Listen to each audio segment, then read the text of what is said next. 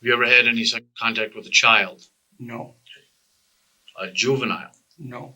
Have you, I guess, in your mind, ever, now that you can reflect back, you know that this is wrong, okay? This is out in the open, inappropriately touched a child on their private parts?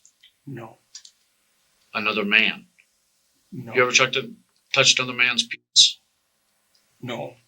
Father Ryan Erickson, 31, quickly became the focus of a grim case after funeral director Daniel O'Connell, 39, and his intern James Ellison, 22, were found shot to death.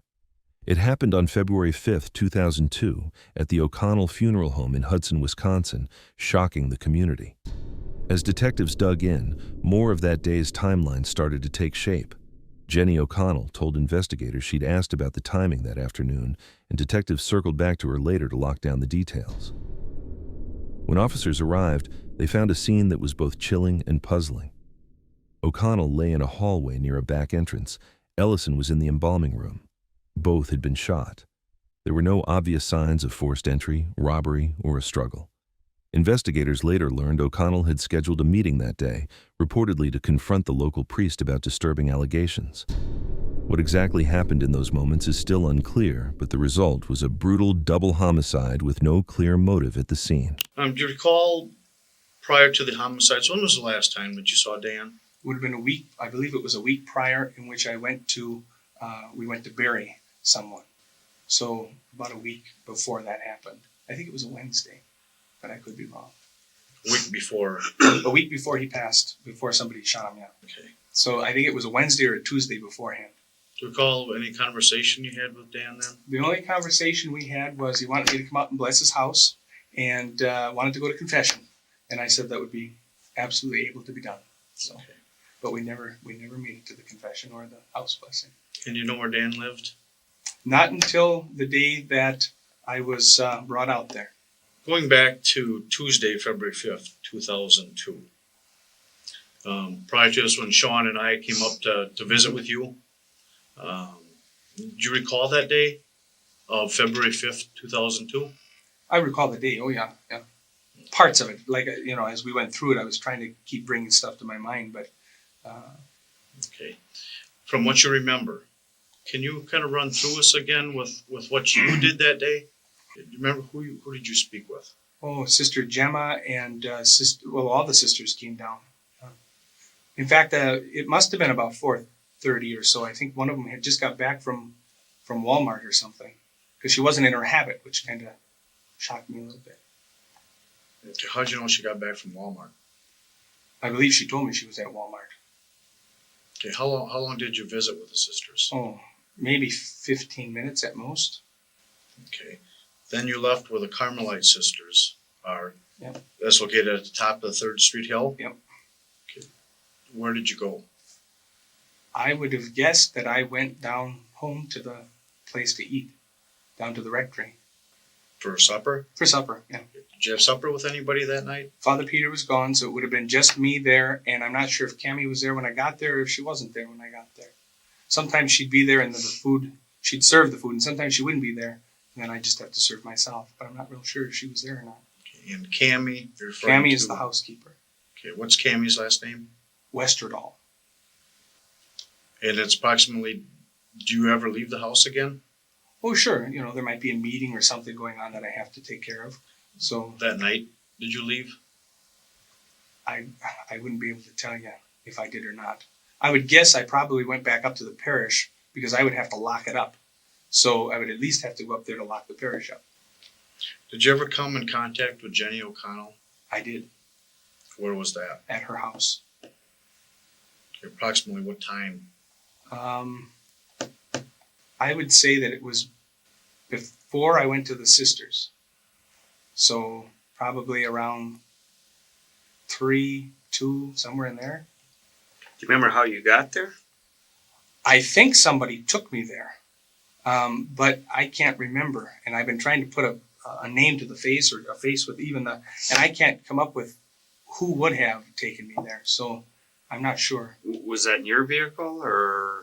It would have been in my vehicle. I would have probably had my vehicle there. And you had a light silver-colored vehicle? A light silver-colored vehicle. Okay. A Buick. A Buick? Yeah. What kind of Buick? Regal. Any year on that? 2000. I think 2000. 2-door or 4-door? 4-door. Light silver? Light silver. Not like a dark charcoal gray or... No. This was just like a silver. How long did you stay at Jenny O'Connell's?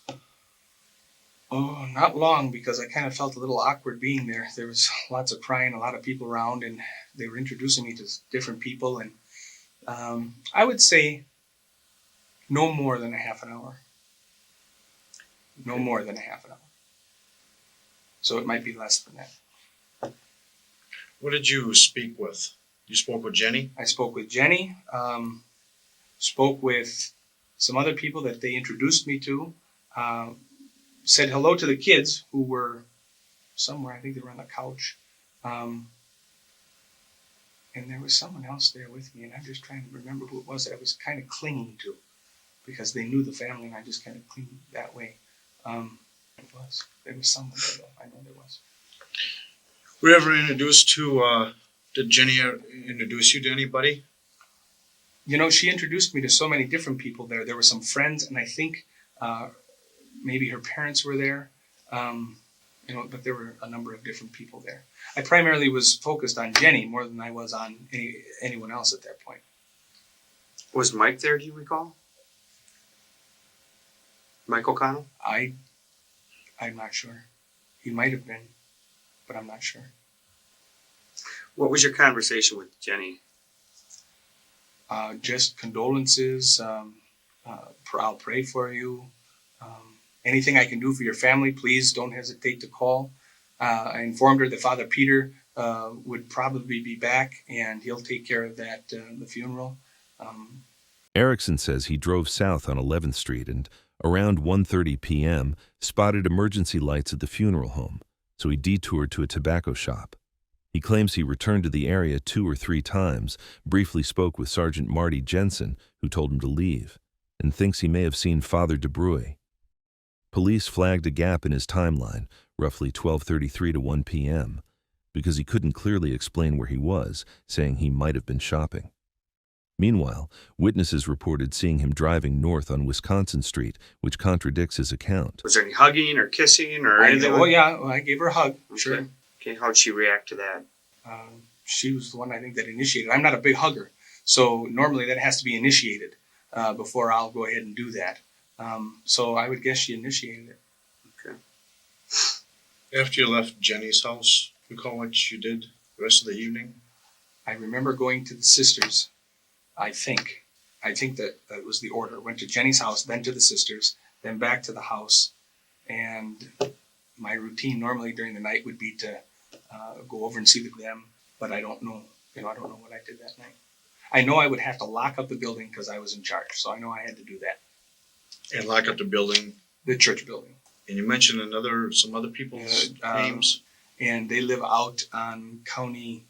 Is that a male and a female, or? That's a male and a female, yeah. Okay. Oh, you all know. Come on. No, I don't. Oh, I'm sure you've read some of the letters and stuff in the. That's a him then. That's him. Yeah. Okay. Did you ever? You said you went past the funeral home originally. 1:30, 1:30, quarter to 2. Was going up that way, but was stopped not to go through. Correct. And then you went back a little bit later and saw Father DeBruy. DeBruy. And did you go back again a second time? I came back. Yeah, I was back a second time, in which that was the time I was ushered away, I believe, by Officer Jensen. So you were there. You went past it one time, right? Before any police were there or anything? No, police would have been there, I believe. Police were there. The police were there, Okay. and the place was blocked off, so that's when I went the other direction. Okay. And then you came back twice more? No, one more. One more. So there's a total of 2. Well, I think there's a total of 2, yeah. But I'm not, again, I'm really not positive. I wish I could remember better what took place. I think that, I don't know. I just don't know. One time you're on your way to the tobacco shop Yeah. on 11th Street. Mm-hmm, for sure. And then another time is when I was shooed off by, and I think there was one time when I was there. Did I get out of the car and stop, or there might have been one other time that I was there and was out of the car. And I think that's when I noticed, is that when I saw DeBruzzi? I might have been there that one other time in between that in which I got out of the car.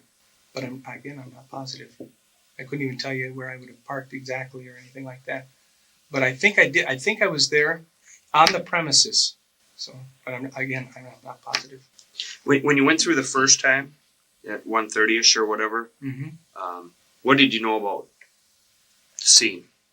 All I knew is something had happened up at the funeral parlor. Didn't know anything else besides that. So that's when I went back, asked Ellen. She said something had happened up at and she was the one who said something about Dan, or at least I could swear that she was the one who said, I think it was Dan or something like that. Do you remember what context she said it in, or what her? No, I just remember her being distraught, crying. When I came up to the desk, I came into the room, was looking out that direction. She said, something up there is happening. It could be Dan and blah, blah, blah. And I sat there and I listened to that. And then, or did she know at that point? Somebody asked me to go out to the O'Connell house. Now, where exactly that time takes place, I'm not sure. But at some point, somebody says, you need to go out to Jenny O'Connell's house. And I remember putting it off a little bit, not wanting to go out right away. And then going out. And I could swear somebody took me. Why would you put it off for a while? Oh, I was a little scared. I didn't know what exactly to what was going to see out there. Or, I'm not the best socially skilled guy. And so I get very easy. And this I didn't want to go into this situation being nervous and then trying to figure out what am I going to say to this poor woman who just lost her husband. And I'm thinking, oh my gosh, or whatever was going on. And I was nervous on that account. But then eventually I did go out. It was either me or DeBruzzi, and I didn't want him going out there. So. Is he the one that went out with you, do you think? Could he have gone with you? I don't think it was him, but it might have been. I'm not sure if it was him or not, who it was. I really don't. But you're sure it was somebody? I think there was somebody. I'm almost sure somebody was with me, but I don't know who it was. Everything took place so fast that day, and then with the funeral and everything that took place there, I don't know. When you got to Jenny's house, did that subject go in the house with you and help console people? I'm not sure. I'm sure if they were along, they came into the house with me. Certainly you want to leave him in the car, right? Part of me thinks I could be wrong. I just don't know. But I'm not. Do you know how he spells his last name?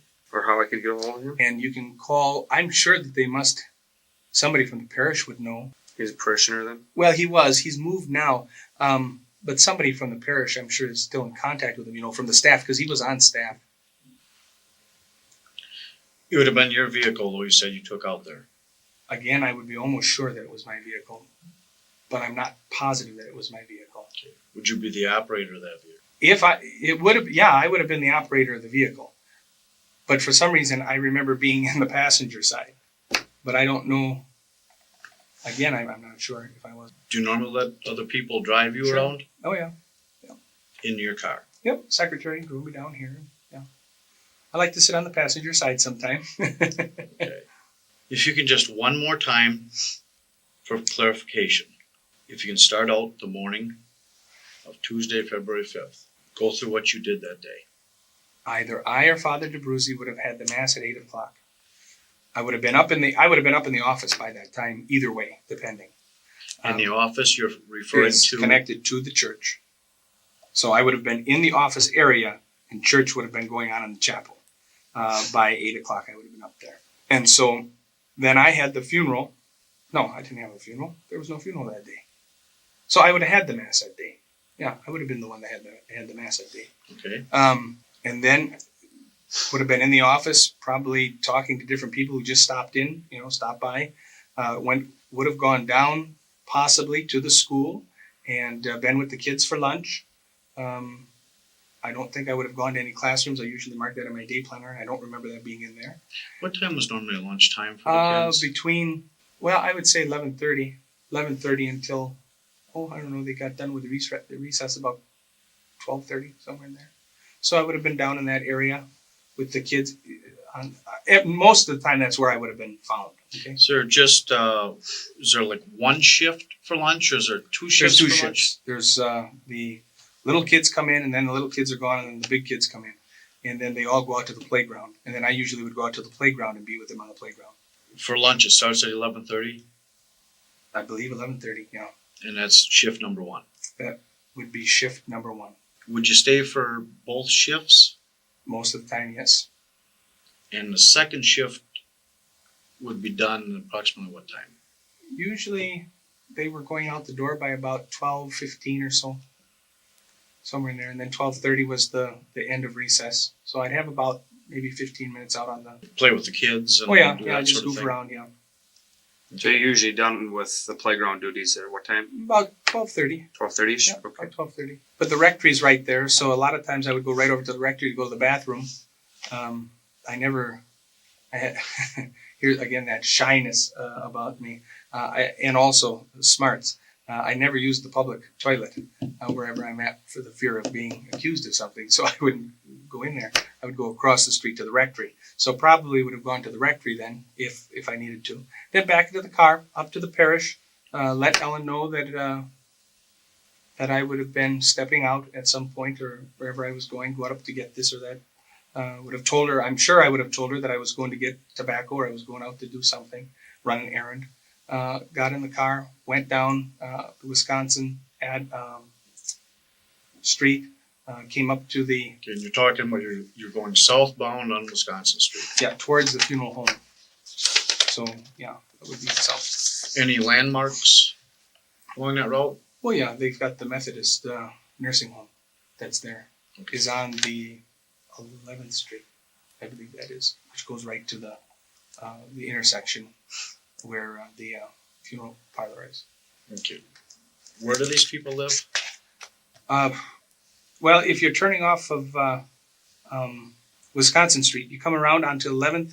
I think they're look there. So they live between Kinnickinnick Street and Wisconsin Street? I'm not sure what that is there, but yeah, it would How be many in between houses, there. How many houses I would up say- from the funeral home? Oh, Blocks maybe 2 blocks, 3 blocks, something like that. to the north of the funeral home? Yeah, well, yeah, to the north, yeah. Detectives are locking down time, place, and who he touched, hug, visits, drives, to pin him to details and catch cracks later. They keep him talking under pressure so he commits. Erickson downplays, not a big hugger, hedges, I think, not sure, and rambles, classic impression management that signals avoidance and potential fabrication. North, yeah. Okay, so you continue southbound on 11th Street. Mm-hmm. Oh, and I see that there's all kinds of vehicles up there, emergency vehicles. So I go off a different direction because you can't get through there, and I go to the tobacco shop. Okay, and the emergency vehicles, Just flashing lights, that's what I remember.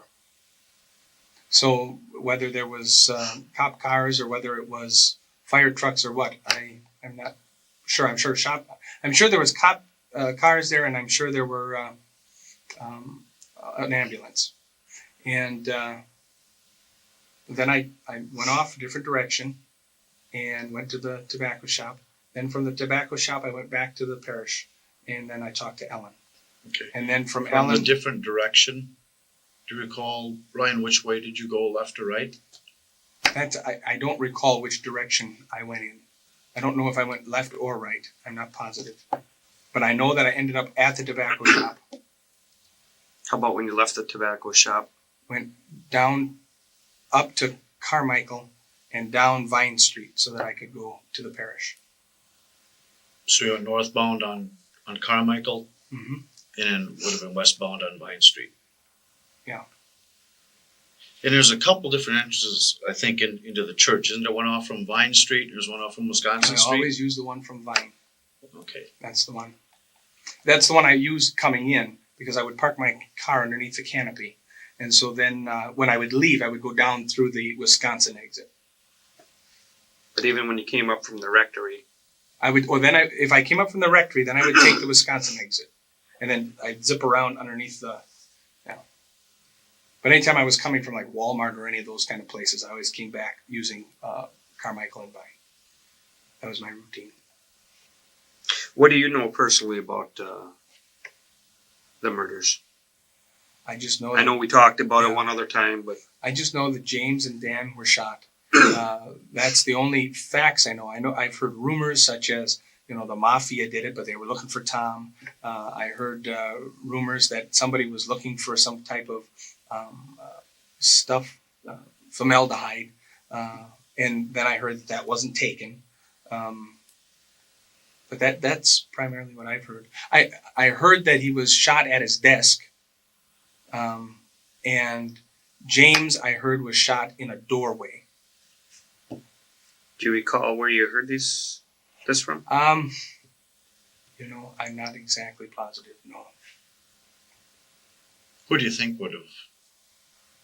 Well, at that time there was so much speculation going on the weeks following. There was so much stuff out there, just media stuff. Also the office talk, constantly some new thing that they had heard from somebody somewhere.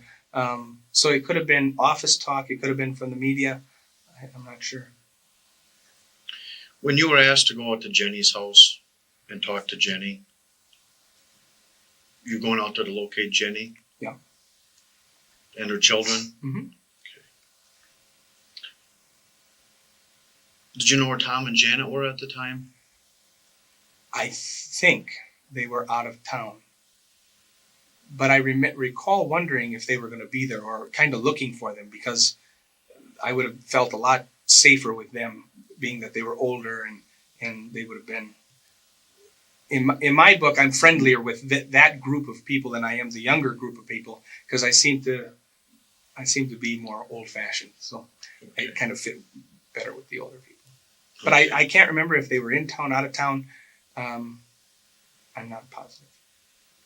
Do you recall anything about their yearly trip? Well, I know they took a trip somewhere, but I didn't know where or when that trip takes place. Did you have any idea if it took place in the summertime or the wintertime?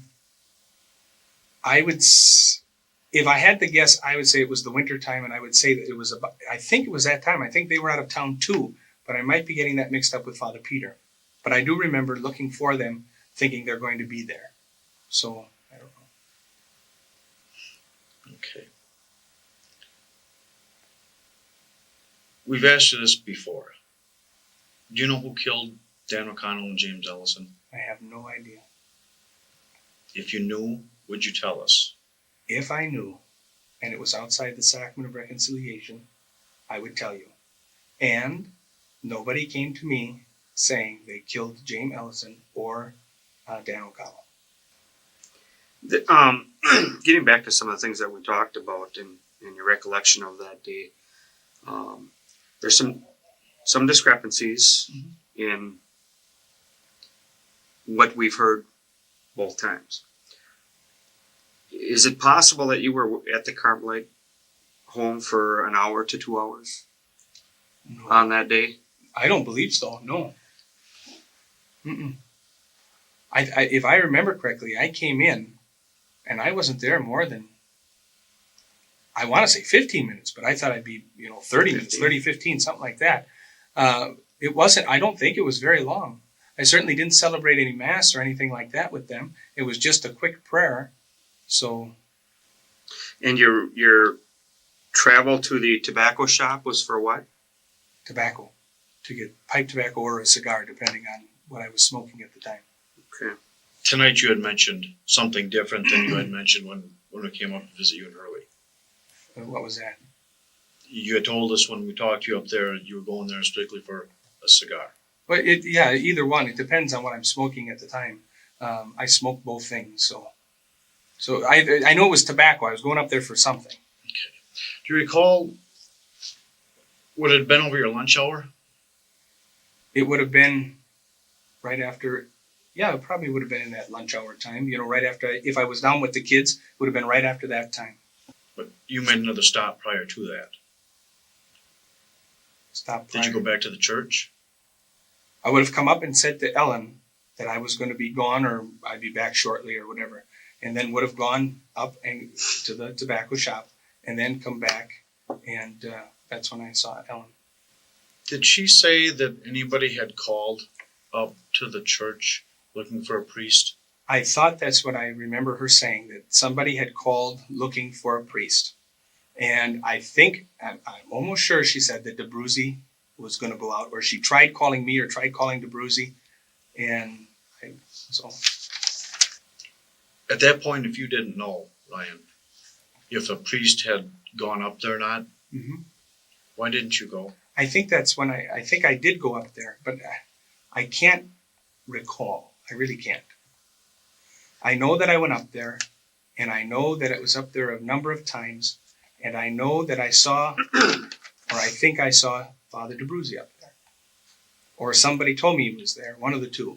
And that's when I thought, well, if DeBruzzi's there, DeBruzzi's there. He's up at the funeral home. And when I had gone up again to look, that's when I was told to keep moving. When we were up to visit in Hurley, you had mentioned, and this is a pretty significant thing, but you had mentioned what you heard about number of shots, placement of shots. Do you remember saying that? I don't remember saying anything about placements of shots or anything. I mean, as far as where on the bodies, you had indicated to me. Well, I thought I had said that maybe one shot or something, but I wasn't sure of how many shots or even where the placement of the shots would be.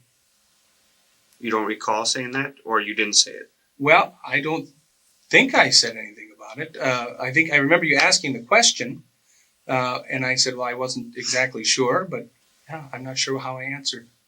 Do you know where they were shot? Where they were shot? No. On the body? No, I don't. Do you know what part of the funeral home they were shot in? I thought I had heard by his desk and in some doorway. Okay. In his desk, meaning Dan? Yeah, at his desk. Okay. And then James in a doorway. Do you know where you would have heard that from? No, I don't. Do you know what kind of caliber weapon it was? I know. What kind of caliber? I don't know. That I don't know. If we were to tell you that there's people that have come forward since our conversation, that we're going to go back and talk to people, that they said that they saw you coming back. O'Connell was shot at his desk, Ellison in a doorway. Erickson floated rumors, mafia ties, someone hunting for valuables, and said he'd heard talk about calibers from office chatter, media, or CCD students. Detectives pushed back. After 900 interviews, only investigators knew those specifics. Erickson denied knowing the gun type, likely a 9mm, or wound locations, blaming the rumor mill. The mismatches made cops think he knew too much, and his northbound drive toward the church on Wisconsin Street didn't help his timeline. To the church, northbound on Wisconsin Street. Can you explain that to us? No, I can't. I could have come back that direction.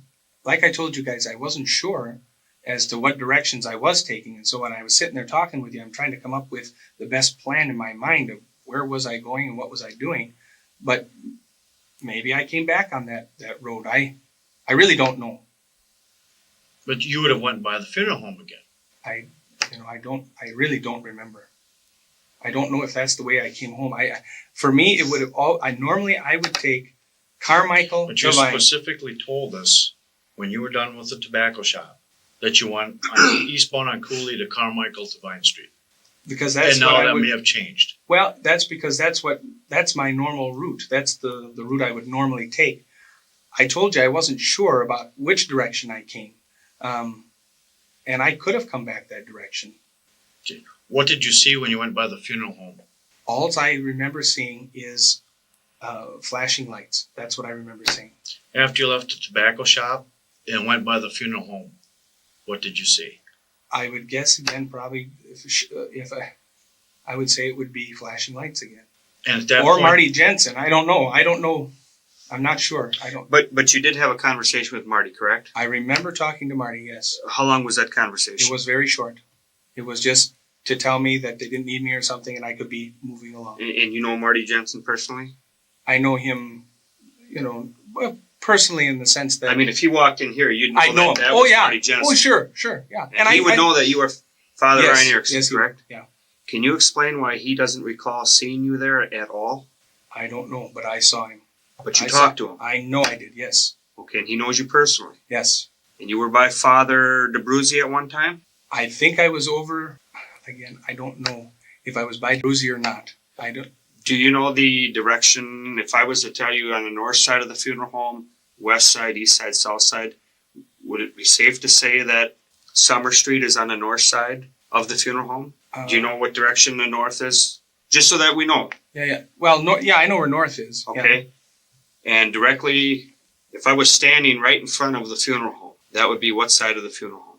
The west. The west side. Mm-hmm. Where were you in comparison with Father DeBruzzi? Well, see, this is the thing. I'm not sure if I was out of the car and with Father DeBruzzi there. I think I was. I'm not positive about it. And it would have been probably the north side, furthest away from the doors. I remember being there. But I might be getting that mixed up with the celebration they had with the letting go of the balloons and stuff. But you remember seeing Father DeBruzzi there that day, correct? I think I saw Father DeBruzzi there, or somebody told me Father DeBruzzi was there. I'm not positive. But being a priest, wouldn't you make sure that, given the fact that these are Catholic parishioners, that you'd make darn sure that somebody from the Catholic church is there? Oh, yes. And that's why, and I think Ellen's the one who said Father DeBruzzi's there, or Father DeBruzzi was called, or I couldn't get a hold of you, Father DeBruzzi went up. I think that's what took place. And then when I went up there, that's when Officer Jensen said, no, keep moving. On the north side of the road? No. Or on the north side? That would have been the west side. That would have been on the way. He was there was an alley. And I remember there was a Channel 6 or 12 news truck there. And he was right over here in front of the funeral home. Here's the doors. Okay. He was right here. And this is where I came up. And he said, no. You came up from like Taco John's? No, I came. Let me draw you a little map here. I'm almost sure I came down this direction towards, here's the funeral parlor. Okay, hang on a minute here, because this... To use a bigger piece. This direction doesn't... I'm a little confused. Let's draw it out here. I'll draw... Someone's drawing out a map for us. Was your cell phone working that day? I'm sure it would have been, yeah. But I didn't always carry it with me. So maybe I had it, maybe I don't. In fact, I didn't carry it with me today. I just, sometimes I do, sometimes I don't. If you were the only priest that was in town, knew that you were the go-to guy. Well, I wasn't the only priest. There was two others, Father DeBruzzi and Father Virgil. And you were there, and if somebody wanted to contact you, why wouldn't you carry your cell phone? Irresponsibility, I just didn't, because I wouldn't be gone long. I was going to be right back at the parish, so there's no sense for me sometimes to carry it. I just would leave it or put it in the car or turn it off for little reasons. When you turn it back on, did you have any messages? I don't recall any messages, but I might have. When he's drawing a map, everything's going to be explained on there. If you have any questions about the directions on there. See, with some of these, when we talked to you the first time, for now on some of the inconsistencies, that becomes kind of problematic for us. No, I understand that. We're trying to resolve that. No, I understand that. Okay. This is a sketch of the area. This would be EP Rock School over here. Would I be safe to say that? EP Rock? You know where the Rock School is, the elementary school? And right here on the, well, it'd be over here actually. Over here. This is actually the, let's call this the dentist office. Kel Dental. I'm not sure. Okay. Yeah. Right here, there's a building.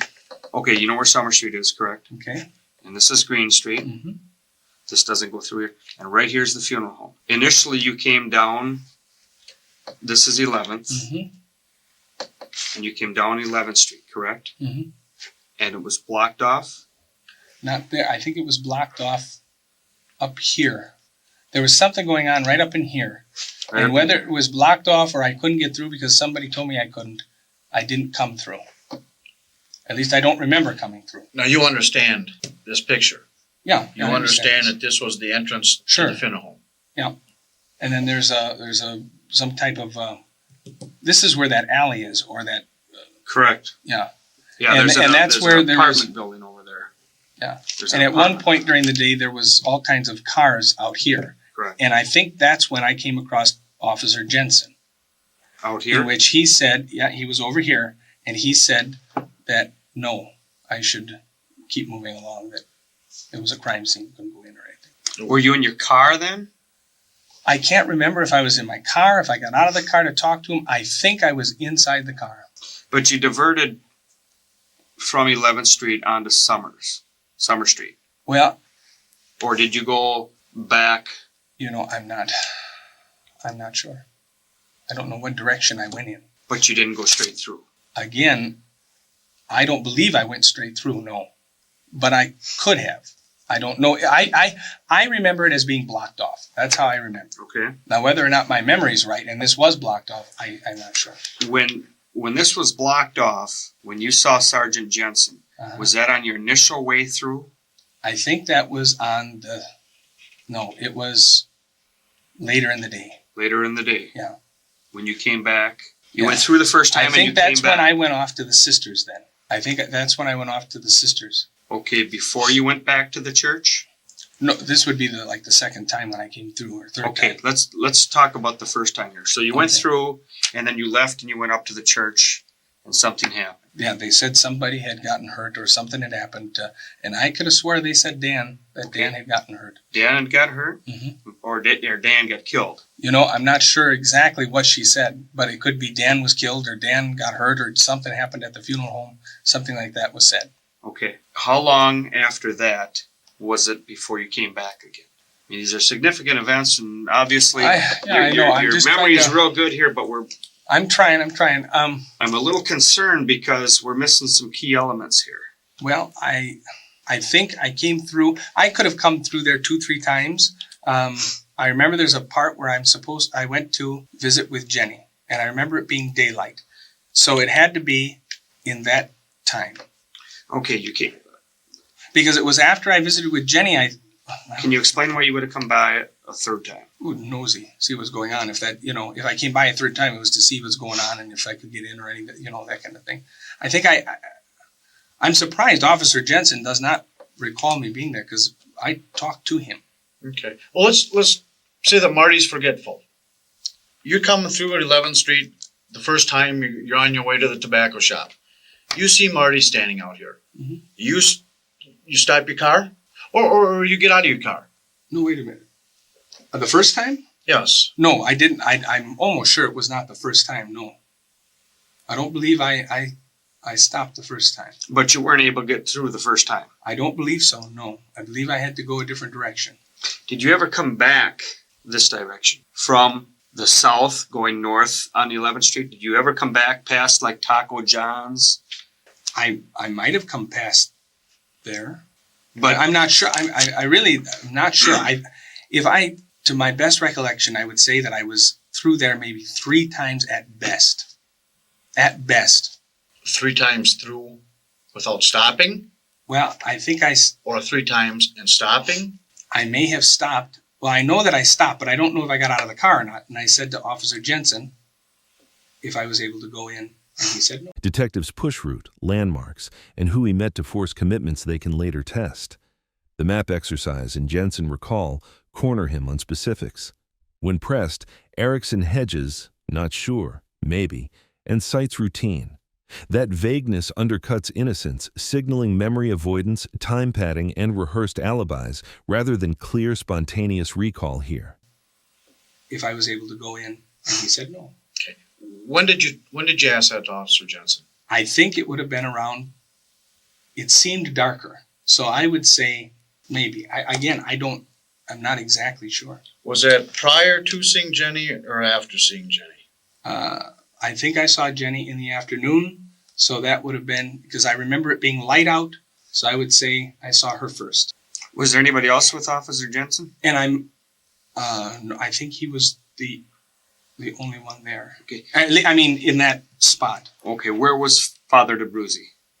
I think he was, On the north side, I near Summer Street? and I'm not even sure if I saw him there. But when we first talked to you, you were positive you saw him. Well, I think I saw him there. Well, that's not what you said when we first talked to you. When Well, we first talked to you, I, Father I'm DeBruzzi not, was there. right now I can tell you, I'm not positive if I saw him directly, if I saw him in the sense of seeing him. I remember being told that he was called and that he might be up there or that he was there. And then when I went up there, I don't know. I don't know. But when you came up there, You actually told us that you parked over by AP Rock School. That's what I thought. I think that And I then did. you told us that you walked over there, you saw Father DeBruzzi. But see, What you didn't know at the time, what you told us, is if you had conversation with Father DeBruzzi or not. Yeah, I'm not sure if I had conversation. I'm not even sure. After you guys left, of course, I thought about this and racked my brain trying to think about how this all played out. And I'm not sure if I parked there and got out of my car and came over here. I'm not sure about some of the direction that I took in the, which direction I was going in. You guys say that I probably came back this direction, but if I did, it would have been curiosity because I would have gone up from Carmichael Divine. So I'm not real sure. What's your normal route from the rectory to the tobacco shop? If I usually did that, I would take the highway up to Walmart exit there. And the highway meaning 94. And then sometimes I would come up. See, if you're at the church. If I was at the church, tobacco shop, then I would come down this direction. And here you're pointing to 11th Street. 11th Street, come down 11th Street and then go up that way. But on this day, when we're first up there, you specifically told us that you went eastbound on Cooley Road. We brought that up to you, and you had went for so far. I went up by Target. I'm almost positive that would have been the direction I was in. But if somebody saw me go the other direction, then maybe I went that direction. I'm not sure. I can see going down there just because I do tend to be a nosy person. I could have gone that direction. I don't recall. You knew what was going on then. No, I didn't know what was going on. All I knew is there was all kinds of emergency vehicles. So I wanted to know what was going on. If I went down that way. In the course of this investigation, never once has anybody from the Hudson Police Department ever mentioned where the bodies were, positions, etc. Nor in the course of this investigation through 1,900 and some people has anybody ever brought up a speculation, a probability, a possibility, or anything like that as far as where the bodies were. Nor has anybody told us how many times they were shot or where they were shot. If that hasn't been brought up in 1,900 some interviews, and out of the course of 5 people in our department that knew exactly that, and not even he knows where that was, why do you know that? I don't know why I know that. Or why are you giving us information that this is what you heard? Well, this is what I had heard. You ask me a question, I tell you the answer. So if I overheard that and I didn't tell you, then I'd be lying to you. So I tell you what I hear in the sense that if I heard these things, where it was, I'm not sure, or if it was just idle chit chat or what it was, that's all I'm telling you. Is there anything that we've discussed today or the last time we talked to you that you want to change? Your story. The only thing I can tell you is I'm not sure about all the events that took place on that day. I'm trying my best to explain to you what I did or where I was. I know I didn't kill him. I know that. From that, the facts are somewhat blurry to me. Where I was, where I was going. And that's as much as I can do. And some of these things, that's what we're having a problem with. We wouldn't be able to clear you. We can't. Sure. What do you mean you can't? Didn't you take my guns? We're going over some things with you and to help go through all these events, okay, of what happened. Have you ever shown your weapons to anybody other than us? Oh, sure. Yeah. Okay. Have you ever owned any other weapons other than the ones that... Those are the only ones I own. Ever? Yep. You never owned any other firearms, never traded any, never bought any? Well, I had rifles and shotguns. Okay. And those, I gave a rifle to one kid when he turned 18. And but other than that... Do you recall who that was? Okay. But you never owned any other firearms? No. Have you ever registered any of your firearms? One or two of them are registered that I bought that were mine. The others were gifts from other people. Okay. So no. Of the weapons that you turned over to us, which ones had you purchased? The 44 Red Hawk Ruger. I believe I purchased it. I think it's in my name. And the 9mm Browning. I think both of those should be in my name. Those are in your name.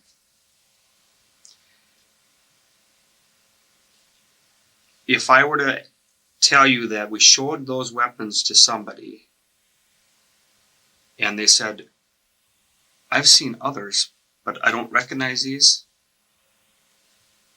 what would your response be? Well, I would say they're crazy. They're crazy? Because those are the ones that I own. Those are the ones I've always owned, and they've always been right in the rectory where everybody can see them. Even back in Hudson? Back in Hudson. Yep. Ladysmith? Yep. Hurley? And Hurley. Those are the same guns that I've always had. When you were in Hudson at the rectory, where did you store your weapons? They were stored in the front part of the house. So it would have been, when you walk right in the front door, they were right off to the side. Right as you go up, there's stairways there. Right by the stairway they were. In the same display case as you guys saw. You didn't have any other weapons in the rectory? The only one I showed you was that muzzle loader, and I had that one as well. And where was that one? That one was always kept like as a display model, so that would have been in my living room itself. Okay, kind of where the TV and that sort of thing is? Okay. Did you keep any... Where were the bedrooms in the rectory? Upstairs. Were there any weapons upstairs? Nope, just the ones that were in that downstairs. The 9mm went upstairs with me. That one was upstairs. But other than that, and that only came up when Father Peter was gone, so that I had something upstairs. Otherwise, it was downstairs in its case as well. And that would be the Browning. Okay, because you talked about the 44 and the Browning. Mm-hmm. You ever carry your weapons in your vehicle? Sometimes when I go out, it goes on slides underneath my seat. Which one do you normally carry with you? 9mm. 9mm? Yeah, the Browning. The Browning? Sometimes the 44, if I want to show it off to there was a couple times where I took it to a priest gathering who's a connoisseur of guns, so I showed him that.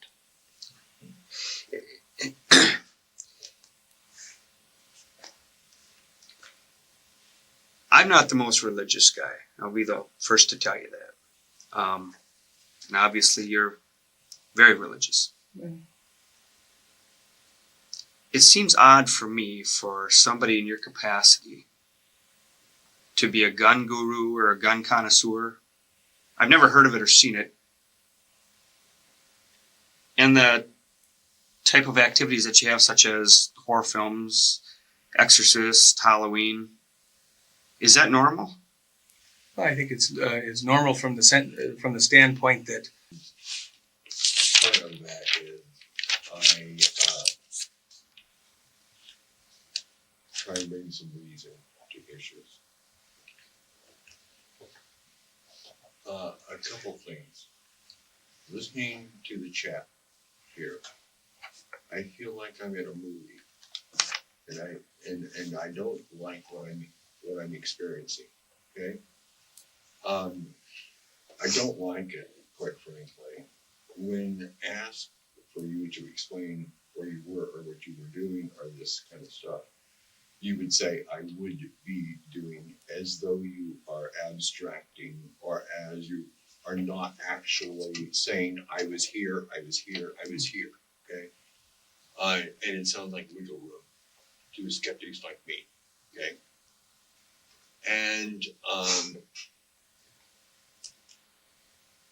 it appears, if I were going to be unkind or honest, okay, you have selective memory, okay?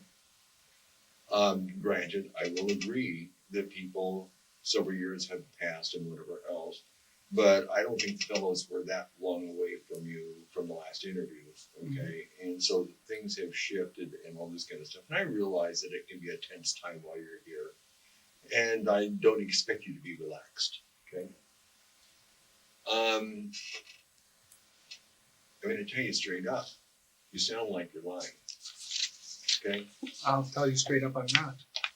Straight up, I'm not. And I think that I'm just more direct than maybe they're not thinking the same thing I am, but I'm telling them at the same time, okay? If I were sitting in their chairs, okay, we would be having a different conversation, okay? But this is their interview. Again, I'm an expert on murder, and I don't give much quarter to people, okay? I'm a little concerned about something else, okay? And I'm concerned that, yes, you may have been working today and all this kind of stuff, okay? But being here is not the function of a Catholic priest. You're here as an individual, yet you're dressed as a Catholic priest, and I find that staging. Oh, no. Okay. I'm a priest wherever I go, and very seldom am I outside my clerics. And that you can ask people around. They'll tell you, for the most part, Father is always in his clerics unless he's doing something that requires cleaning or something like that. So I do wear my clerics all the time. I'm proud of being a priest. Historically, Detectives pivot to character and motive, prior contact, blessing confession, and alleged alcohol propriety violations. These probe boundary crossing, grooming patterns, and credibility. Erickson minimizes no social ties, therapeutic framing, to recast misconduct as pastoral care. The "you're gliding over significant issues" challenge breaks his distancing, forcing specifics and testing lies against facts. okay, you glide over significant issues, particularly for detailists like us, particularly in a murder investigation, okay? You're not stupid. Having said that, then, your recall is not explainable, or your lack of recall is not explainable. Okay, it just isn't. Okay, and I think that's problematic. And I think that you need to chat with him a little more, and try and find some of those details of who, what, when, where, why, and how, and what you know and what you don't know, okay? Because I'm going to tell you what, in my eye, okay, you're not the only, but you're certainly not out of the frame, okay? And I'm just telling you straight up.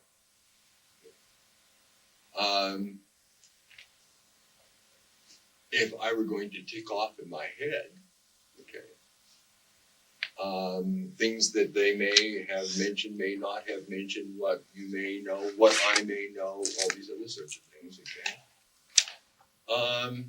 You put yourself into a difficult position that's very difficult to support. Okay? How about a polygraph? They're the men. How Ask about them. polygraph? I'd take a polygraph. Would you? As long as you keep the right to those specific questions, perfectly fine. Specific questions mean. Well, I'm just saying, did you kill Dan O'Connell? We're not speculating on all kinds of other stuff. If you make it point blank clear, I'll take a polygraph. Okay. Would you be willing to come down? Obviously, with the stuff that we have, and to help us out. I mean, that's what we're here for. That's what we're. I would come down. You would come down. I'd make arrangements with the bishop. We'll make sure that we get things covered, and I'll come down. Would you consent to a search of your residence? Sure. Do you own any property? Do I own any property? No. Well, just the things that are in the house. The stuff that's in the house. The weapons are Do you mine. own any land? No. Do you own a cabin? Nope. Do your parents own any land? They own their house, but nothing more than that. Okay. How much land do they own? Just what the house sits on. I don't know, maybe an acre. Maybe 2. I don't know. To get away from things, to think, where do you go? Usually into the chapel by the good Lord. Just sit down and I sit and think and try to get things together in my mind there. Do you have any regrets on anything you've done in your life? I mean, I'll be the first to tell you I've got a great cloud over my head. I know this guy. Oh, I know I do. No. Certainly there's regrets in my life. Okay. There's certain things that I did when I was younger that I am not proud of, but never murder, never hurting somebody like that. No. What's the worst you've ever done to anybody? Oh, when I was in high school, I would be bullyish, kind of push them around and let them know I was kind of in charge, kind of thing. That's about Were you ever abused as a child, sexually or physically, mentally? No. Have you ever done that to anybody? No. How old are you again? 31. 31. You like Budweiser, I do. you said. Did you ever talk to anybody? Obviously, you back up. You said you're close with family. Yep. Okay. Did you talk with her today? I did. Okay. What time was that? Oh, I don't know. Must have been. I would say it was about right after you called. I think it was right about that time. Okay. What time was that? Oh, maybe around between 9:30 and 10ish, right in there. At least it was then or it was after the funeral, but I think it was before the funeral. We have a concern also with some things that. Do you have any idea why he would come to the Hudson Police Department and discuss something about you? Now, this is the time. You're in your garb. Why would he come to the Hudson Police Department to file a complaint against you? What was your relationship with him? Friends. I helped him out with. How close of friends were you with him? Just friends. Did you drink with him? Yeah. How old was he when you were giving him drinks? I think he was about 18, and I think his mother was aware of it. Was his mother with him when you gave him drinks? No. Where did you buy your alcohol when you were in Hudson? Either at the place down by County Market there. No, not. Spirit cellar? Yeah, Spirit Cellar. Do you recall the time you bought alcohol? Okay. I could have bought some there, yeah. How often did you have him drink with you? I think maybe 3 or 4 times. Did he ever become highly intoxicated and get sick? He did. Tell me about that. Well, he got sick, and so I went and I put him into the shower, took his clothes and got his clothes washed, and then brought him back and then put him to bed. Where were the towels located? Right on the side of the whatchamacallit, by the tub. If he dried off part of himself and you helped him dry himself off after getting out of the shower, you were nice enough to give him the towel, you helped him dry off, correct? I would have given him the towel and maybe patted his shoulders or given it to him, but I didn't dry him off. Okay. You assisted him though, at least some way, Yeah. I mean, I gave him the stuff. didn't you? Yeah, I made sure that he wasn't going to fall over inside in the bathtub. Okay. Did you watch movies with him? Sure. Okay. How often did he massage your back? I would have those guys walk on my back lots of times, or if I had What was the special oil that you used? special oil. Just some cream? Probably if I had sunburn, sometimes I would have them put on like a lotion, Jergens lotion or something. You'd have to remove your shirt. Oh yeah, yeah. And, Pull it up or and something. where was this done? That would have been done right down on the.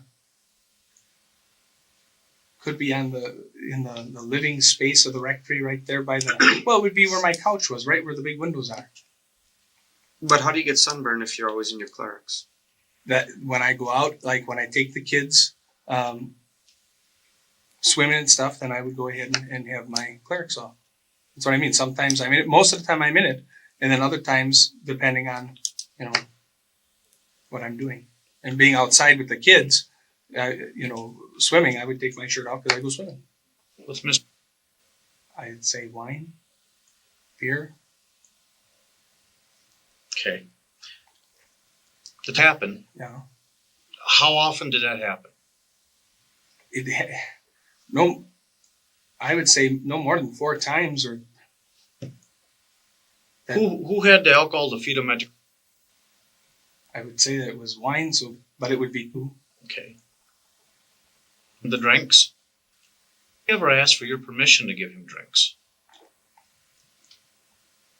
I don't Just know if one she was did. just once Just one time. Yeah. for permission. Then No, after I that, don't. she I don't didn't know ask. his permission.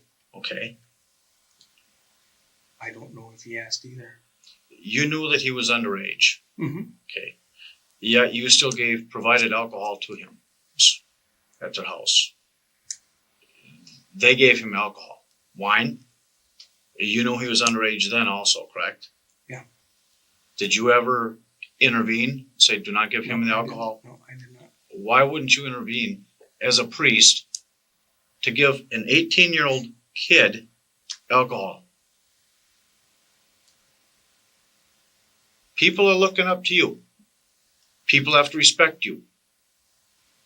Is there any legal reason why you would allow that to happen?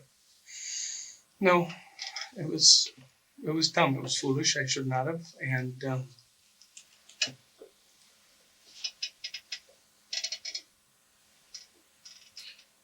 Talk to me laid on the bed together. there was a time when we laid on the bed, we were talking about things of confession and trying to assure him that he wasn't as evil as he thought he was, or that his mother thought he was, and that was primarily it. I held him at one part as he was crying. I held him and said to him, that everything would be fine. Don't worry, God loves you, and reassured him about those things. Anything else you want to add to that before I ask you about something else? No, that's You told him it was okay to become aroused when he was with you. I told him it was okay to be aroused because I wanted to get across to him that that's not sinful in itself. That's not sinful to be aroused.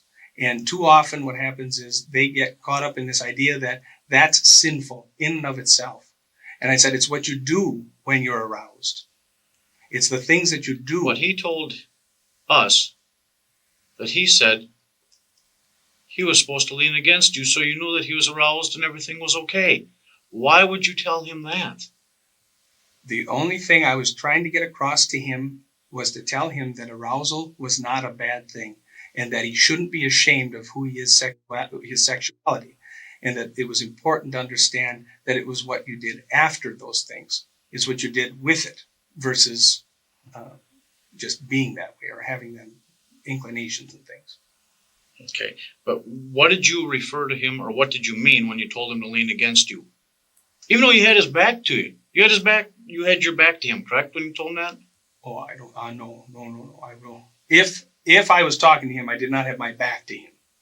I would have been facing him. Why would you tell him to lean against you, though, if he became aroused?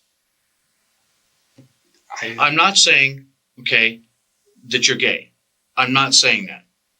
What I am trying to figure out is why would you tell an 18-year-old kid when he gets a hard-on to lean against you so you know that he has a hard-on? Because I wanted him to get past the shame, the idea that this is a bad thing, that we have to hide these kind of things. Laying on a bed after he's been drinking, you're laying on a bed, he's laying on a bed. You didn't have on any clothes. Oh, yes, I did. Okay. Tell me about the clothes you were wearing. I wear blue sweatpants and a white T-shirt. Okay. When was the last time that you saw? I went off to school, so that would have been the last time. Would have been maybe a 2 years. Okay, I believe that you're being honest with us, and I appreciate that, Ryan. Okay? But I want to get this cleared up now. Mhm. How many other kids, and I'm referring to kids as under 21 years old, have you provided alcohol? Because there's other complaints that are going to be starting to come in. Yeah, I've allowed alcohol to. Well, their parents were all present for that, so. Okay, what are their names? But that was like wine and stuff at dinner, and. How many kids? How many kids do they have? They have 3. How old? Um, From what range to what range? and I think he's a sophomore in college, and then I think. How much alcohol did you provide to them? Well, I didn't provide it; that they had it there. It was there. Okay, where's there? At their homes, and then I was there, and I said, would it be okay to have a drink? And it was okay with mom and dad. So the only ones that I would have provided alcohol for would have been. Where did you provide the alcohol to? Right. Okay. When was that?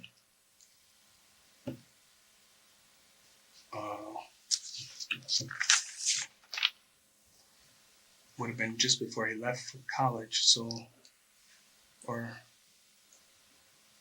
maybe 2 years ago. How old was he? I think he was 18 or 19. Beer or wine? I think it was a beer. Father Peter know about this?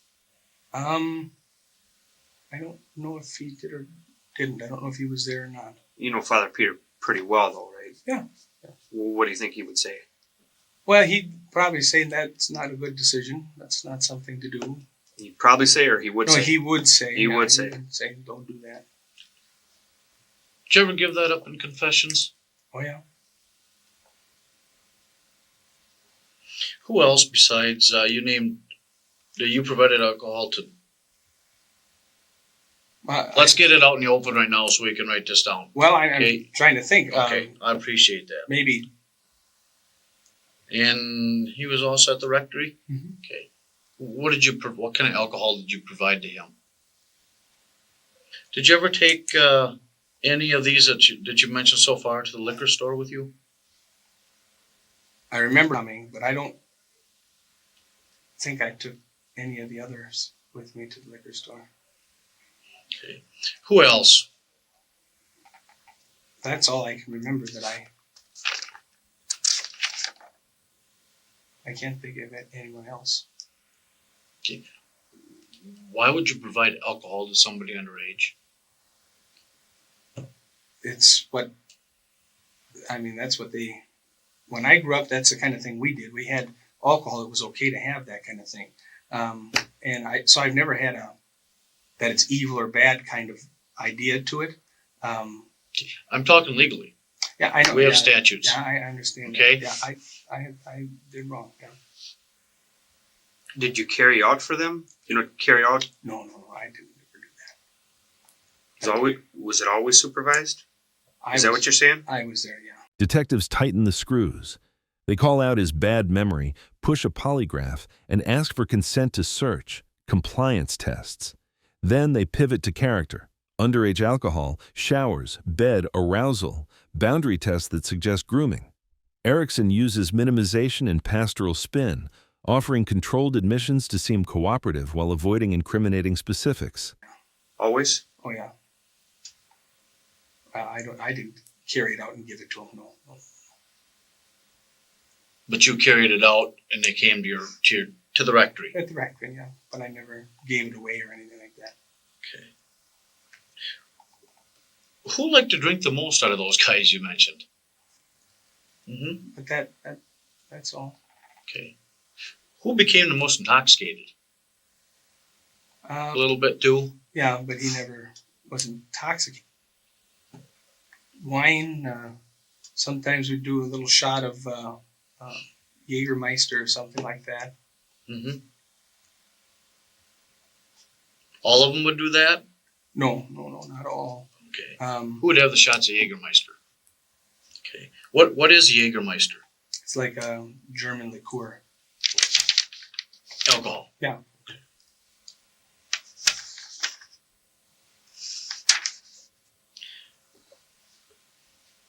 Ryan, who all knew that you were giving these kids alcohol? Well, I'm sure mother knew that I was. Certainly because we were at their home. They knew, but I don't know about the other ones at all. His dad would know. But again, their family members knew and were present They were present? Yeah. So, in their home. okay, parents were present. Present in the home. Okay.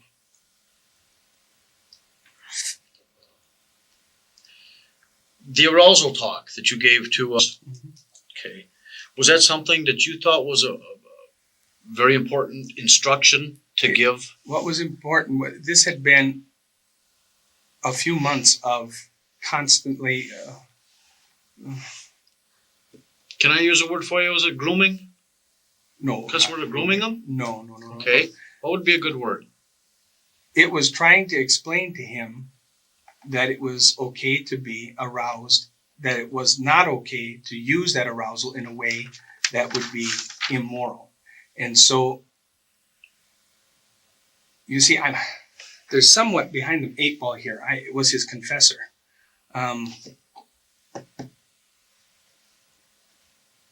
My concern was that he dealt with what he was dealing with appropriately. And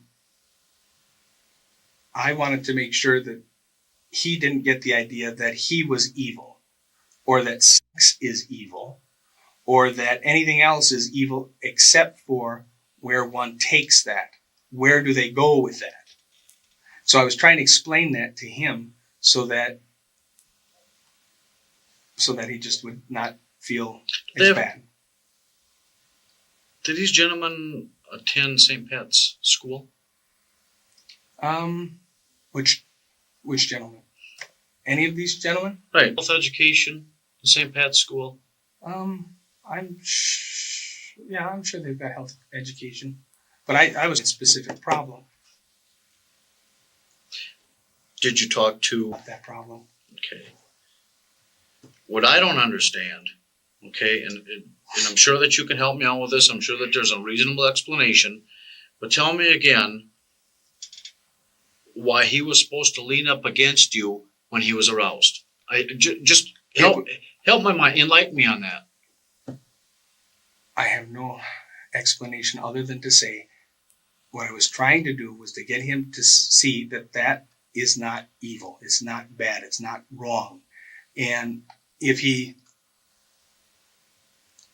I don't know. That's. Have you had what any I'm- sexual contact with another man? No. How about with a woman? No. Have you ever had any sexual contact with a child? No. A juvenile? No. Have you, I guess, in your mind, ever, now that you can reflect back, you know that this is wrong, okay? This is out in the open, inappropriately touched a child on their private parts? No. Another man? No. You ever touched another man's penis? No. Touched the rectum? Is there anything else that you did with? Just How many times did you do that to do what? with him? Have beer and alcohol? I'd say 4 times at most. Maybe more. I would say 4 times at most. And when it came to the talking about, Well, 4 times at most. Well, Maybe four- more doesn't well, make any sense. I'm What trying I'm to telling think. you is quite a few times. Well, it would have been for as long as he was coming to the rectory and stuff. I don't know, maybe depending on how often. I think about 4 times. The first time, When his mother called me, I think, to help with. I think his mother called me to help with a problem that he had with the court system, in which I was supposed to supervise him do work at the rectory, and then sign a letter what saying kind that of he problem did he have? did. I'm not sure what he did. But you were supposed to be his. Well, I was supposed to be the one that was supervising work at the rectory. He was supposed to do community service, and I can't remember what he did. So you were kind of supposed to be his mentor. Yeah, well, just So supervise. he's there through the court systems. You were supposed to kind of be his guidance. Even though it's through St. Croix County Circuit Courts or through the court systems, how did that turn into alcohol? I have no good answer. You know that it was illegal. It was, yeah. What should be the consequences of you for doing that, giving this alcohol to these kids? What should be the consequence?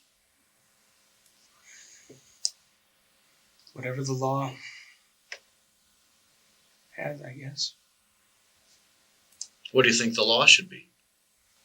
Did you ever talk to anybody else, any adults, that were also, would maybe give alcohol to underage persons? No. What do you think should happen to the person who killed Dan O'Connell and James Ellison? I think they should be put away for a long time. For life. Okay, what do you mean put away?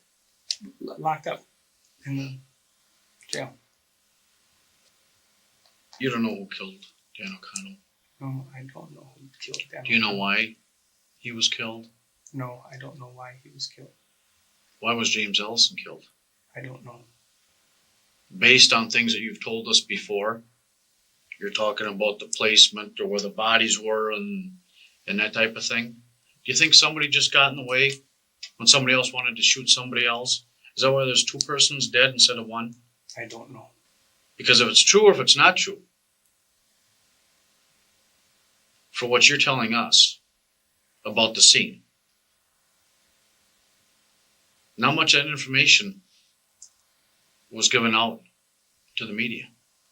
None of that was broadcast. This is the very first we've ever heard of it. If you're given direct things, Ryan, I don't know. Why? All I know is I may have overheard that somewhere in some kind of chit chat, and that's why I brought it up when you asked me. you believe in, obviously, you know, you believe in the forgiveness and the confessions and all that's, you know, and those types of things.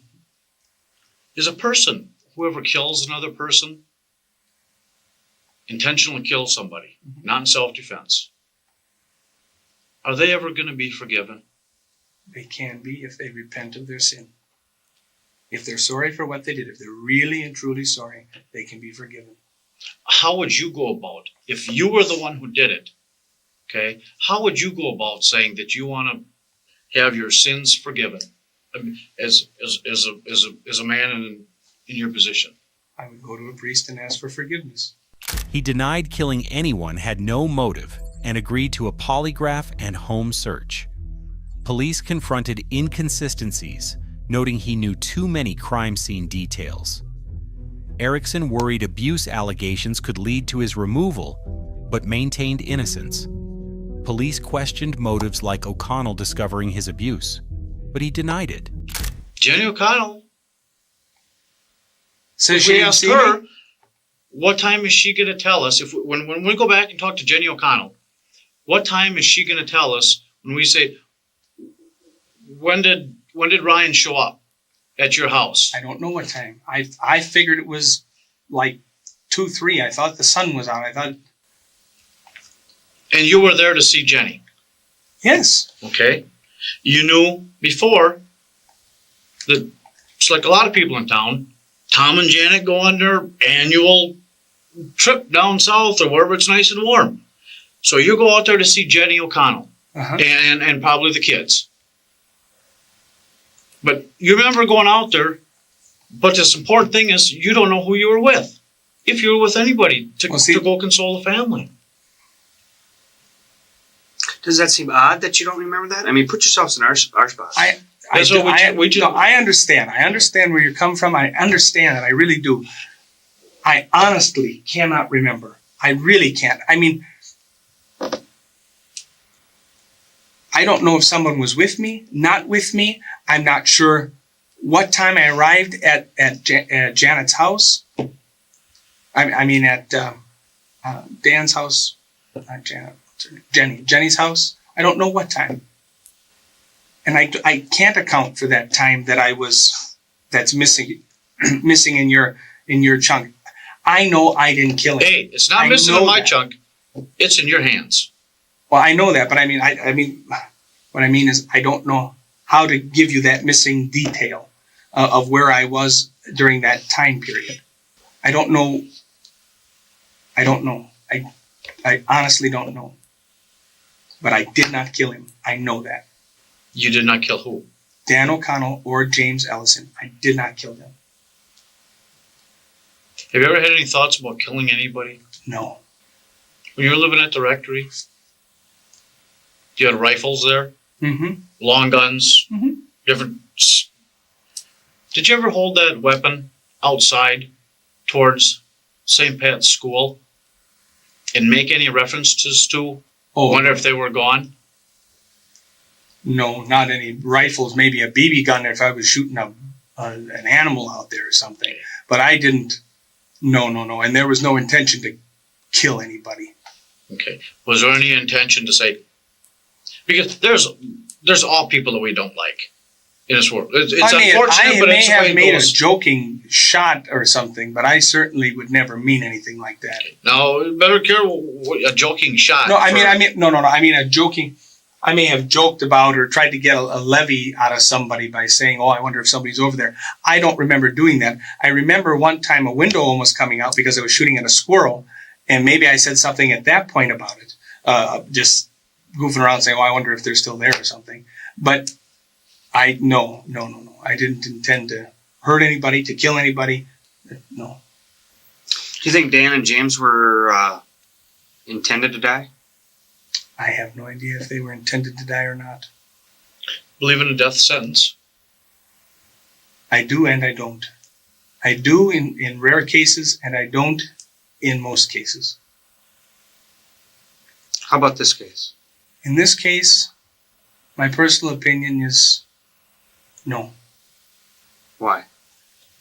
Because the death penalty, I think, is reserved to those who cannot be reformed and those who have been so heinous of crime, like serial killers and the like. What makes you think that isn't the case here?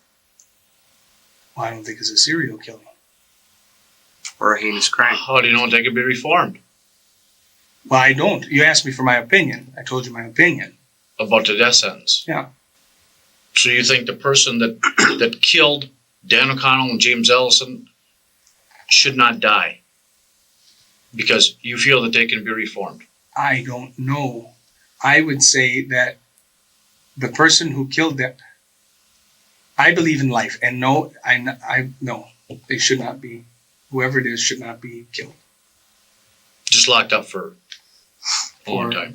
Detectives now try to squeeze specifics, timeline, companions, scene details, then layer compliance tests, polygraph, home search. They pivot to underage alcohol and boundary violations to probe motive and credibility. Ryan hedges, minimizes, offers partial admissions, and floats jokes. Death penalty hypotheticals test empathy and moral distance. The inconsistency pattern suggests controlled disclosure, not clean memory. A long time. Forever.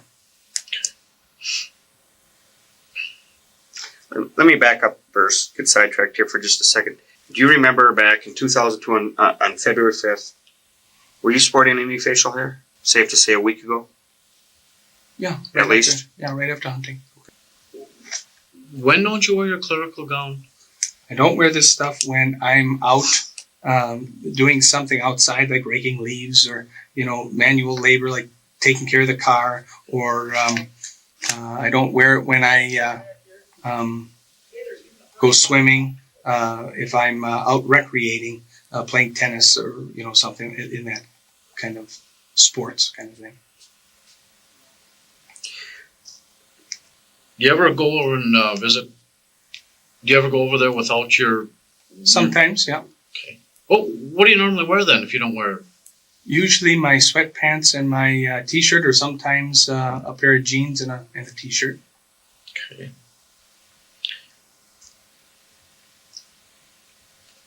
Do you have contacts? No, just my glasses. Okay. And are they to help you to read or for long distance?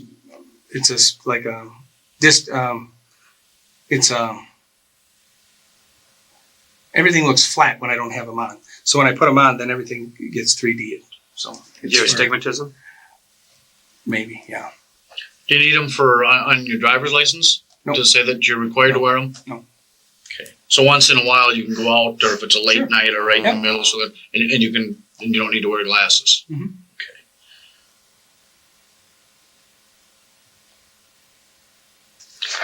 Red. It's gray, and then it's got a black stripe, but that's it.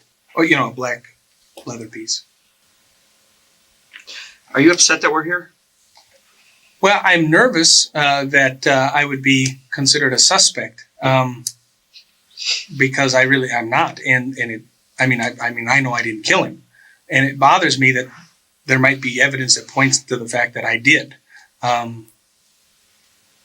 I gave up my guns right away. I let you have that stuff. I tried to cooperate right away and tried to remember the things that I needed to remember. So when you said that if you had to get a contact with me again, it would be because there was a problem with the guns. So of course, when you called, oh boy, that made me even more nervous. I thought, oh, there must have been a problem with the guns. And Why would there be a problem with guns? why would there? Yeah. Well, there shouldn't be. That's But the why point. were you so worried about it then? Well, because you sat down in the. Sure, you sat down and you said, we're detectives When from. we were coming up to visit with you, door, Yeah. we were let in. You know that the police were coming to talk to you at that time? Or someone else? That the police were coming at that time to talk to me. I thought at first you were salespersons when you walked through the door. And then when you came in and you introduced yourselves as Hudson PD. That's the time. You're correct. That's the time when we introduced ourselves as Hudson Police Department. That we were there. Well, I wasn't surprised in the sense that I knew that something was going on down there in Hudson because somebody had called the Ladysmith department looking for me. So I figured something must be going on. Why would that implicate you or bring you into the picture? Called looking for me from the Hudson Police Department to Ladysmith Police Department. So I figured something was in for me. So when you introduced yourself, of course I was a little shocked. I was like, oh, goodness, what's going on? Knew at least that something was coming. Not coming, but I just knew that they were looking for me in Hudson. Well, if you knew that somebody was looking for you, and if somebody had been calling around to where the heck you were, call the Hudson Police. Well, I figured Why don't you come on up and talk to me if you want? They told you. Who's they? From St. Mary's here, told them where I was. I said, oh, okay. So I awaited the phone call. But you still never offered at that time. Well, Month? 2-3 weeks. And you still Forgot about it. I got going doing all kinds of other stuff. I have 4. If the police were looking, and if I'd sure want to call them. What the hell? Busy. I just spaced it out. Were you more worried about we're going to bring up underage? Well, I tell you. You know, it had to be one or the other. What did you think it was? I thought it was underage drinking, maybe. And what else? That's what I thought. Okay. You have secondary thoughts? No, that was the only thing that kept running through my head was, oh, great, now what am I going to get in trouble for? Well, who's accusing me of what? What's going on down there in Hudson? That place has been an absolute burden. And so I know there are 5 women down there who absolutely despise me. And I know that they've been talking to the bishop saying, oh, Bishop, by the way, he's still contacting people down here. And I thought, now who's making trouble for me? That's what went through my head. Who's trying to get me out of the picture by throwing out all kinds of, oh, Father Ryan did this or Father Ryan did that. That's what my thought was. How many things did you ever do down Hudson that were illegal? That was illegal. What's that? Was illegal? Underage drinking. But that wasn't the question he asked. He asked how many things. Oh, that's the only one. Illegally, that's the only thing I did there. That was illegal. You're gonna have to convince me of that. That's what it is. And I'm just telling you, you're gonna have to convince me of that. I don't know how to convince. Okay. Mr. Walter? I just am curious about something. Mm-hmm. And I heard you say earlier that you went across from the school grounds to the rectory to meet with Lou because you didn't want to be accused of this and that and whatever else. Okay. And then we just hear a discussion that sounds very compromising. Okay. It was very compromising. And it seemed absolutely inconsistent. Okay. And maybe as honorable as anything, it sounds and it smells rotten. Oh, I know. Okay? And since we're here, though they don't know it, they're going to hear it in front of me. Okay? And I have some experience with these matters. Okay? We know statistically that the first time somebody gets in trouble on these kinds of matters, exactly as you described, okay? Do you know what the probability is for other cases? We know statistically that for the very first contact about this, there are 61 prior offenses that nobody knew about. And so when I sit here and I'm hearing you chat, well, here's 4, or here's 3, or here's whatever else, okay, that may be true. But to an old cynic like me, okay, it speaks volumes. Okay. The other thing that I was interested in, quite on a different track, okay, I would like to hear a little more about disagreements, agreements, the lack of sociability that you had with Dan and his wife, and these other sorts of things. I sense a silent wall, and in the sense that I'm just not convinced, okay? Or I just don't know. It's not a matter of being convinced. I just don't know. I have a feeling that you were not everybody's favorite. Oh no, not at all. Okay. Tell me about it. Did you have arguments with him? Did you? I never argued with Dan O'Connell nor with his wife Jenny. Okay. Didn't know Dan or James Ellison to be able to argue with him. He didn't go to our church. Did they like you? I think they did. Okay. I think Jenny liked me. I think that Dan. Were you in Hudson? 3 years. Were you ever at their home for dinner? No. Why? Dan said that it was because he was busy. He said he had intended to have me out there, but he was busy, and he wanted me to. In fact, the week prior, he said, "Come out, bless the house, and go to confession," kind of thing. And I said, "Well, that'd be doable, be wonderful." But yeah, but there were a lot of people that didn't invite me out to their homes. A jumping question: what would have happened had Dan O'Connell heard what you just discussed with the police officer here? What would he have done if he had heard about the drinking and what appears to me, I'm sorry, it just smacks to me. Okay, you can call it, dress it up however you want to. It may be honorable, but to me, it's sex. Okay, I'm not asking you to agree with me. Okay, I'm just telling you as I see it. My question is to you, since you know Dan O'Connell and I don't, how would he have responded if he had learned that information? Well, he would have liked it. Huh? He wouldn't have liked Would he it. have been done something about it? I don't know Dan well enough to know if he would have done something about it. I'm sure he probably would have. He was an outstanding member of the community. Yeah. But I don't know how he. I was just asking. I'm not accusing. I'm just asking. When was the last time you saw Dan O'Connell alive? It would have been the week prior. We went on a funeral together. That would have been the last time I saw him alive. Okay, where was did it all take place in Hudson? Yeah. Okay, at the Catholic Church in Hudson. Yep. And then we went to the cemetery Which is located where? on the other side of 94, over toward The Catholic cemetery? the Catholic cemetery. There's two in town. Yeah, Willow that'd be River the and St. Catholic Patrick's. cemetery. Okay. Remember what time that was? It would have been again in the. I would say the funeral probably was at 11 or 10. And then we would have been back for lunch. So I would have been back by 12:30 at the latest so that I could do the meal prep. Are you a bowler? No. Ever bowled? No. Well, I have bowled, but not when I was in Hudson. I did not.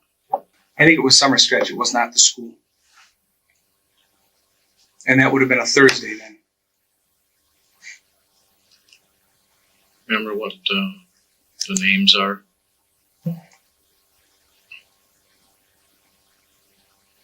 And I don't remember her name. She's without a dad, isn't she? Yeah. I mean, I talked to her to say hi, but I never talked to her about that specific thing. Specifically about that thing. Do you remember any conversations that you had after Dan was murdered? Just, I'm sorry. And I didn't even bring it up to them. I just I'm sorry if there's anything I can do. You're in a room, just like we are here. Mm-hmm. It's just you three in a room. They wanted to know how their dad died. How would you explain that? Well, if I was asked to explain to them how their dad died, I would say tragically. I don't know what I would say. I'm not sure how I would approach that. It would depend on the circumstance in which they were brought in and said, Father, could you please explain to them or talk to them about this? They're having a hard time. I might talk to them about how God does allow certain things to take place, or I might talk about how he's now in heaven with God and he's happy and watching over them. I probably would keep it at a very level that would be not talking about specifically what happened to him or that kind of thing, but talking about, hey, Dad's now in a better place. God, he's there watching over you. He's still present to you. That's how I would talk to him. Wanted something different, in the sense of talk to them about the shooting. And then in that case, I would say, go talk to Father Peter. Why would you want to talk to Father Peter? Well, because I wouldn't know what to say. I wouldn't know where to go. I'm not an expert in that kind of field. I'm an expert in the God field. I can talk about God's love and the hope of everlasting joy. But I wouldn't know where to begin with counseling a child about their dad dying, especially in a very tragic way like that. Why do you think God allowed this to take place? I have no The killing idea. of Dan and James? I have no idea. The only thing I can tell you there is I know that he allowed it to take place because nothing is done without God's allowal. Why? I don't know. When we make the arrest. Okay. If it was proven that the person killed their father, I'm sure they might want to say a lot of things, depending.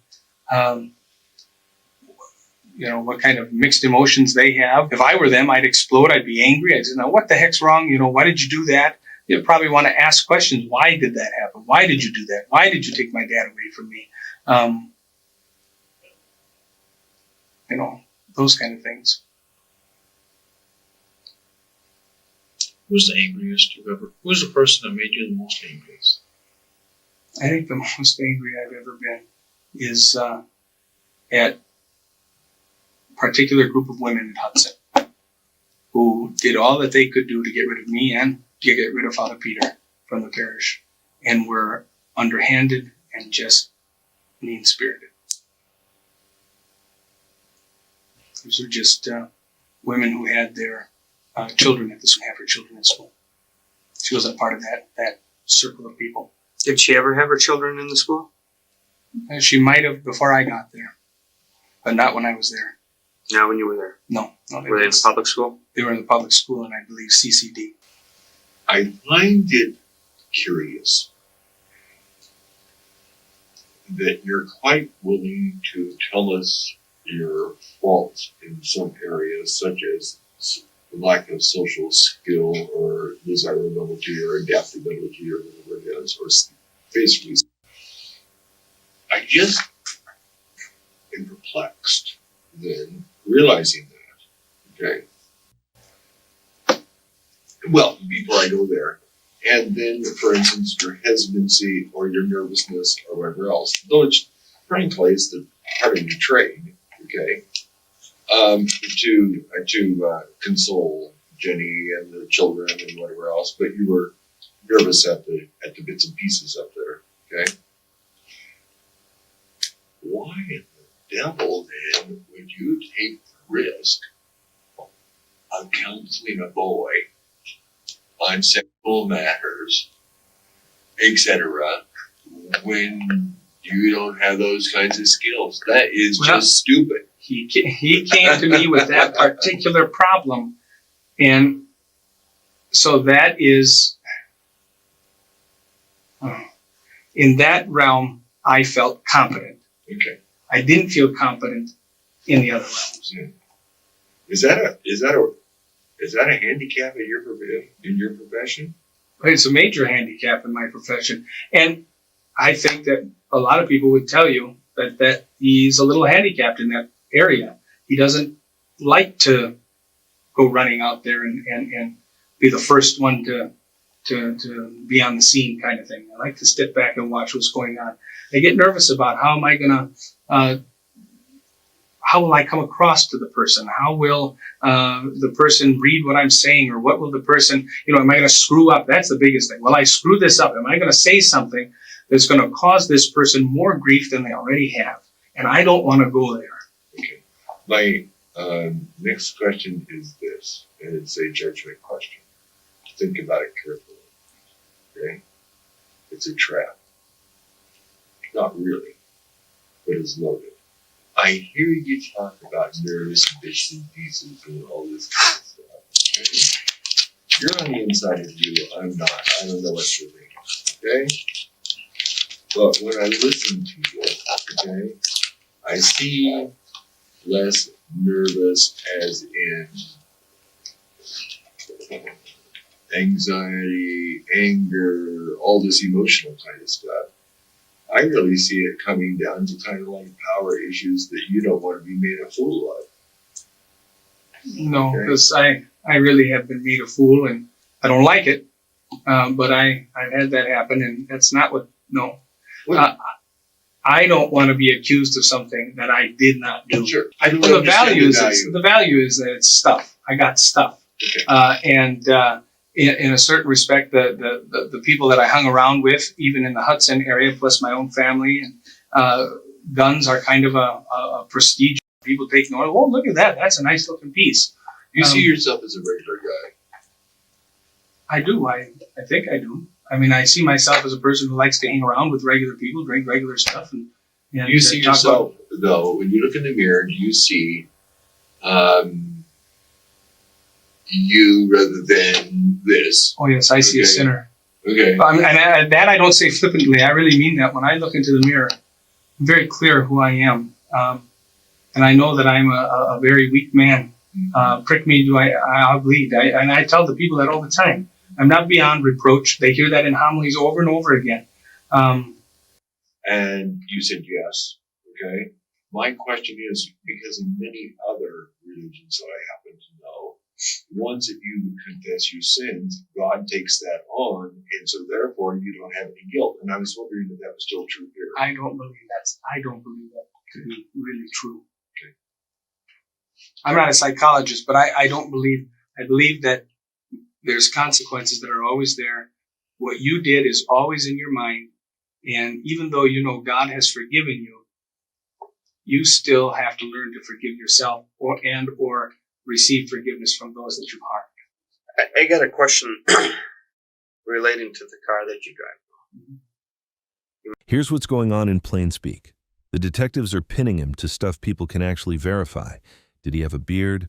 Was he in clerics or sweats? Glasses on or off? Then they poke his nerves, the guns, the missed calls, why he didn't reach out first. Those are, did you feel guilty probes. Ryan leans into, I'm helpful, just a regular guy, but keeps softening details and explaining things away. It comes off less like clear memory and more like managing how he looks. You mentioned that it was a Lincoln Continental, black. What year? 2000. A 2000? Yep. The car that you had before was a 2000? I believe it was a 2000. Or thereabouts? Yeah, right. Give or take a year? Yeah. Okay. Were you making payments on that at the time? Oh, yeah. Are you making payments now? Still making payments. Still making payments. Did you ever see Dan driving one? Just the funeral one, or the one that they. And you rode in that car with Dan? Oh, yeah. Did you like the car? Oh, yeah. Very nice. Did you let Dan know you liked it? I may have told him that I liked it, yeah. Did you ask him any questions about it? You know what's underneath the hood, or what the stereo No. system? I wouldn't ask about under the hood, but I might ask about some of the buttons, some of the gadgets. What do you say about those? I don't remember having that conversation with him.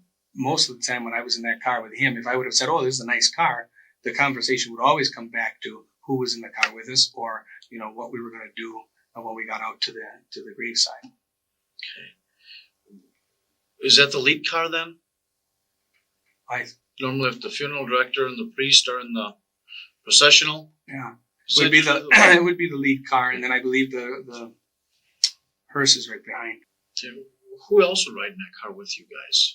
Sometimes we had cremains. The cremains would be with us. Sometimes would be maybe a family member or so. How many funerals did you do with Dan? I think I maybe did 3, maybe at most. Father Peter did most of the funerals down there. Did you do any, strike that. When you're talking to Mr. Walter, you said that there are some things about guilt. What still is on your mind, your conscience? The guilty part. Well, I think the guilty part is that I fed him alcohol and that he got sick, and I feel terrible that he got sick, and I feel bad that that happened with me, that he got sick. So What are the things in your life? well, just being a bully at school once in a while. What do you mean? Oh yeah, I mean not mean in the sense of beat you up, but I would kind of push out of the way, or go over here, go over there. Is that during a football game, or is Yeah. that a recess? Or Well, it was football games on the side, or in the hallway if something was going on. I just kind of get angry if somebody said something, called me a name or something, and I'd go after them. Have you ever told anybody in the Catholic Church in Hudson some of the bad things that you've done in your life? Oh, sure. I told them about, beating people up and different other things. Yeah, Those types of things still bother you? of course they do. They're still there. What's the worst thing that you think that you have ever done that's been illegal? Do you know where that firearm is? No, Has anybody ever told you where that gun is? no, There's nobody in Hudson. no. Have you ever told yourself where the gun is? Tell myself what the gun is. No. Hypothetically, okay, but just hypothetically, if you said that, hey, I did make a huge mistake, I can't take it, guts. I can't stand it. I can't live with myself. This is horrible. I did it for this small reason. Sometimes we don't need a big reason to do things. Sometimes just a small reason. Do you think if we all walked outside, and is a Father John out there? Mm-hmm. Hypothetically again, if you told him, I feel a lot better. I told those guys what actually happened at your O'Connell funeral home on Tuesday, February 5th. I would, hypothetically, if I came out and said to him, I did it, and I'm That's what I'm sorry, asking. and I'm I'm just sorry asking for you, what do you I think did, that he yeah, would and if forgive I'm sorry for what I did, and truly sorry, I'd hope he would forgive me, but I don't know. I don't know. He might stop the confession. He may say, no, I'm sorry. You have to prove to me, that you're sorry for this. But Or, if you walked out in the hallway right now and you told him, hypothetically, that, hey, this is what Dan did. This isn't right, what Dan was doing. This is what made me react to Dan's actions. Do you think he'd forgive you? I don't know. I can't speak for Father John. I can say that maybe as a priest he would say he would forgive me. But there's no small reason to kill somebody. I can't think of such a thing. Is there a big reason? I would say there'd be a big reason if somebody lost it, and then they might go kill someone. But I can't see killing a person. Did you ever talk to the group about the murders? If we did, it would have been just a matter of, oh gosh, can you believe that happened kind of thing. I wouldn't talk to him about any particular thing, I don't believe. Just the shock, the dismay that it took place in Hudson, small little town. You indicated typically you don't read the Hudson paper. Hmm. But the following day you went and got a paper. Well, I came to the rectory. I was always at the rectory. You read the paper? Mm-hmm. See what was there, and curiosity. Have you ever, did you ever have to do any papers on murders and homicides? Nope. What was suicides? Nope. Do you believe now, if somebody was to kill themselves, suicide? I believe that if the person knows that suicide is wrong and they commit it, I believe it's in God's hands. I believe it's merciful. Ultimately, what I believe is that they don't go to heaven. That's what I believe. But there are other factors that play into that, such as were they thinking in the right frame of mind. But just on the very basis of the suicide itself, I would say that it would be. Are you gonna, besides the two folks that are with you this evening, are you gonna tell anybody else that the law enforcement talked to you Should tonight? I or is shouldn't I? December 7th. I'm asking you, are you gonna tell anybody? I may tell my mother. I'll call the bishop. What are you gonna tell the bishop? Well, I'll just tell him that you questioned me on these different things. I'll immediately tell him that there was an accusation made against me because I got to do that. And, An accusation made about what? well, the way you made it sounded like there's a sexual allegation made against me. If there's a sexual allegation made against me, I got to tell the bishop so that I can be removed from my position and go through all that crap, which Did we hear in this room? that's what I was surmising. Okay. And you have the alcohol thing? Well, that's what I mean, that alcohol The thing. whole, Yeah. you'd have to contact the bishop over that? If there was an accusation made, I have to tell the bishop. What'll be the consequences of that? Immediate removal from the parish. Ever contact the police department? As soon as he'd know that you knew, so he would then contact the police department too. Or he would have somebody up there contact the police department.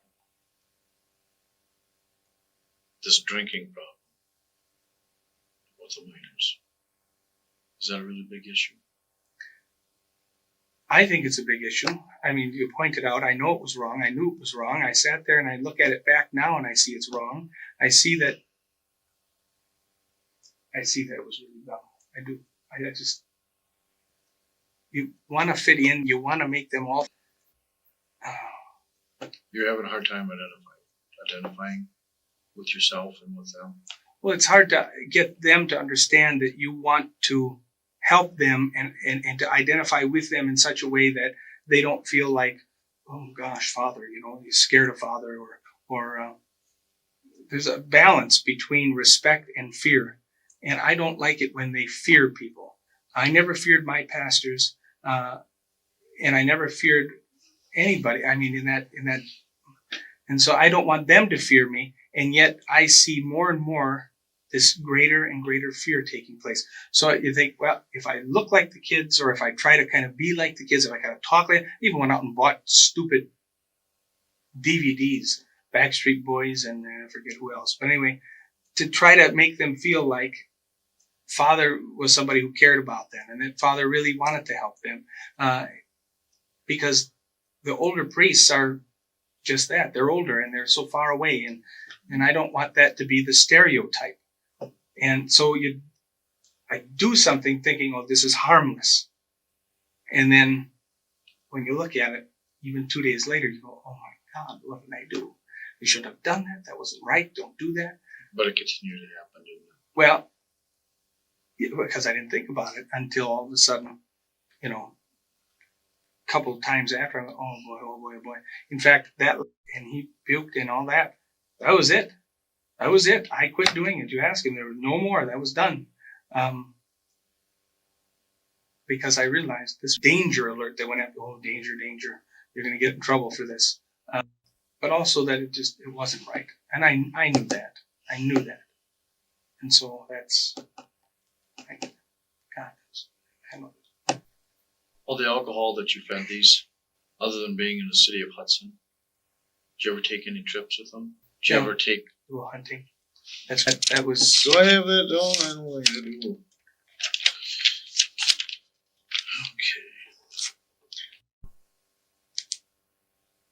How much,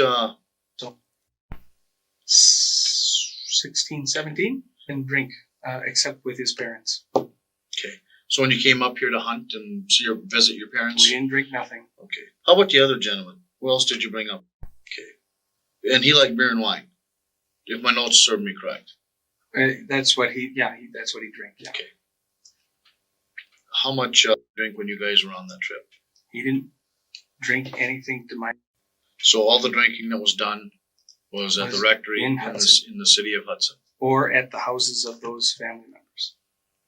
Okay. Those for sure. Mm-hmm. Those all drank with you at the rectory without any parents present? No.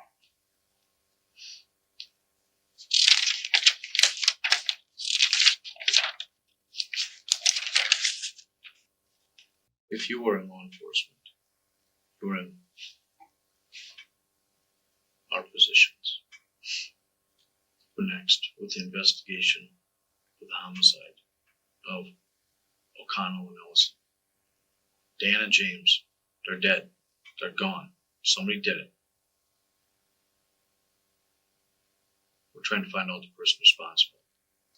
Not that that person's the bad person in the whole world, but there's a consequence that they have to. If I were a cop, I don't know. I don't know what you've done so far. I keep questioning people, keep trying to find a person who might have done it. Find out if, investigate by talking to them and well, now we come on to you. Now you're in our shoes. What would you do with you? I just know that I did not kill James Dan O'Connell. Did not happen. Did you kill Dan? I did not kill Dan. Did you want to kill him? No, I did not. I have no reason to want to kill Dan O'Connell. We never had any bad words towards one another. We never talked poorly to one another. There was never any confrontation between us. There was no reason for me to kill Dan O'Connell.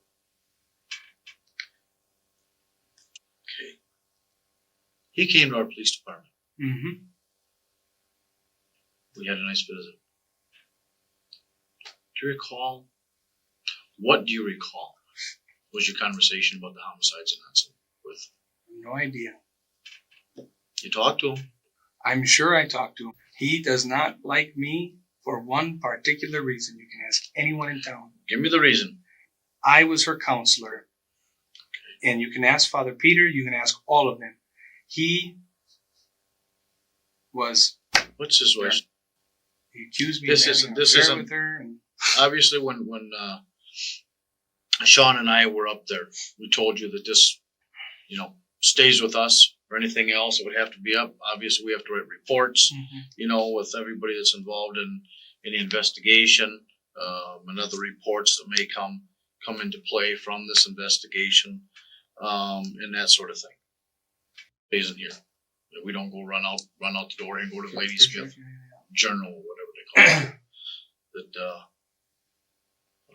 anything that we discussed here tonight, we don't discuss anything. Be honest with me when I ask you this I question. did not have any relations with her. None. Okay, as a man to man Yeah. here. Okay, we're all men in here. Sometimes we like to have a little action. Okay, even though you're in a position that you chose to be in, you still want to have, and you think about it. Detectives are now really hammering it down.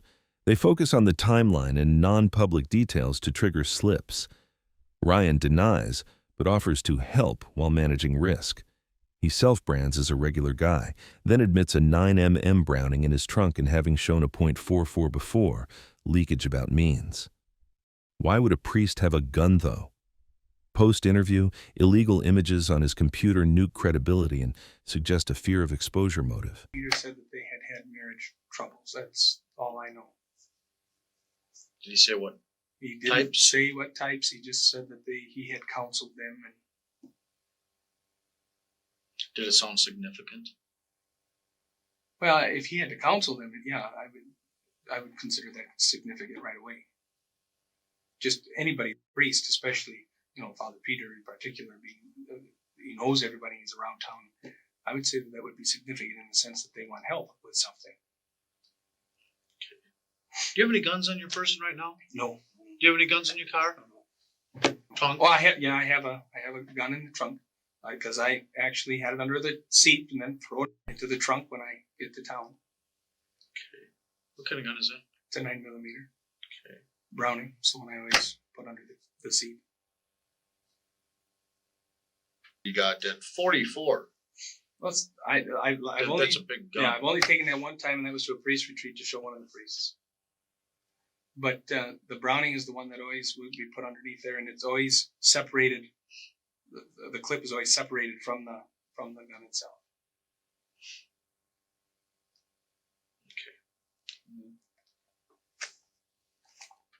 My only question is that one of the guns that they looked at? Yeah. it is. Oh, okay. Yeah. Fair enough. Okay. We just take a peek on the way out, correct? Of course. It's in the trunk. It's in the trunk. Do you have the keys? Is there a remote control to that? Yeah, there's a remote. Well, you got a new car. I was going to say like these older 94s or whatever. They don't have remotes. Yeah, no. But is that the new car? Yeah. Okay. And you're gonna arrange, is that what I understand? They'll submit to a polygraph. Yeah, well, Very good. In Hudson. In Hudson, yeah. The accusation that was made against me, where is that, or what's that about? That's just something that has come up through as part of the investigations. Okay. Has come up. There's some other things that that people come to us. Mhm. They want to help. Sure. They want no. to assist us. They want to help Yeah. the community, the family, law enforcement. And there's going to be a whole lot more people coming to us, Sure. Well, I understand. over this. How well publicized it's been a national. Oh yeah, no, I understand that. That's I've got to call the bishop, and I have. You have to tell him whatever you feel that you have to tell him. Well, if the kid's making an accusation, I have to tell him that the accusation is made. If the bishop would call us, what should we tell him? Well, you have to tell him what was said. Whatever he presents is what has to be, and that's automatically, How about what you said? it doesn't matter. In the eyes of the bishop, it does not matter. The charter is very clear, and so what matters is what the person making the accusation has. But since it wasn't formal, I'm just being technical for a minute. Since it wasn't formal here, and since it isn't reported out of here, it isn't official, and so therefore one doesn't have to report. I'm just giving you wiggle room there. I don't know. I don't know what your policies and procedures are. Well, the policy is if there was an accusation made, then I have to report that to the bishop. But that is a formal accusation, correct? A formal accusation in which I sexually molested a child or a person, any person can be But 90-year-old. But that has to be preceded by a written complaint, right? Yeah. Have you? Well, that's why I asked him if there was one, so that I could. And what I think what he just said is what was said here stays here in this room, so you don't have a formal complaint.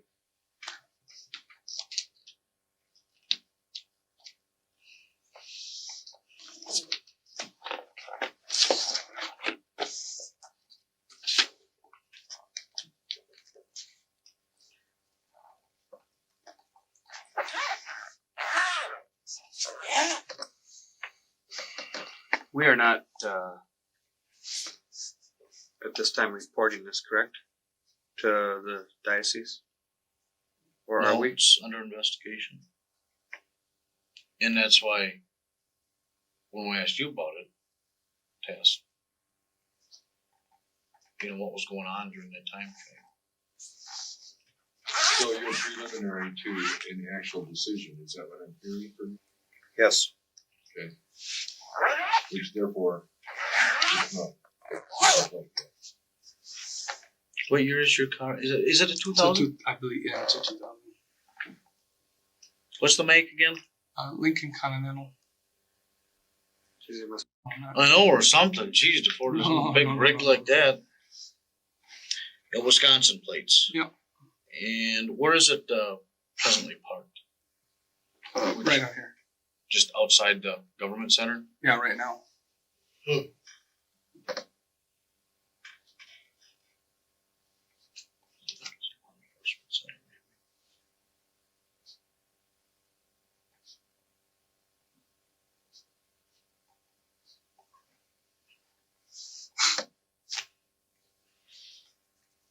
What is your address up there again? Iron Street?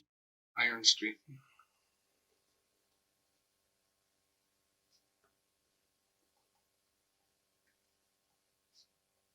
And just the zip? 4. 54534.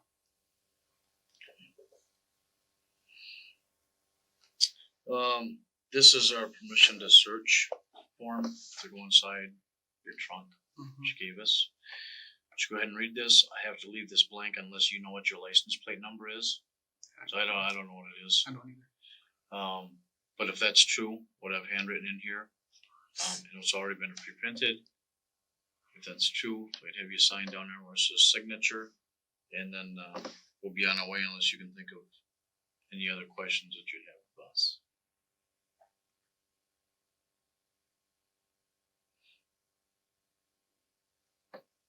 I just don't know what the license plate number is. Sure.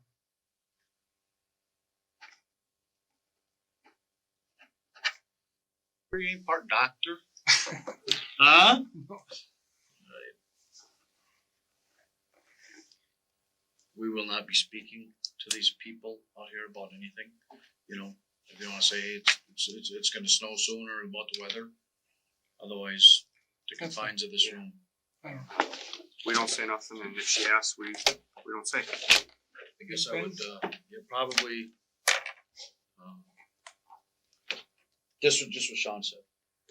It's best to say nothing to help us in the investigation, as a rule. Whether or not you do that, that's entirely, I can't prevent you. Can't tell you if I'm doing that or not, but as you put in your words before, how rumors, quote unquote, flare up over something that's,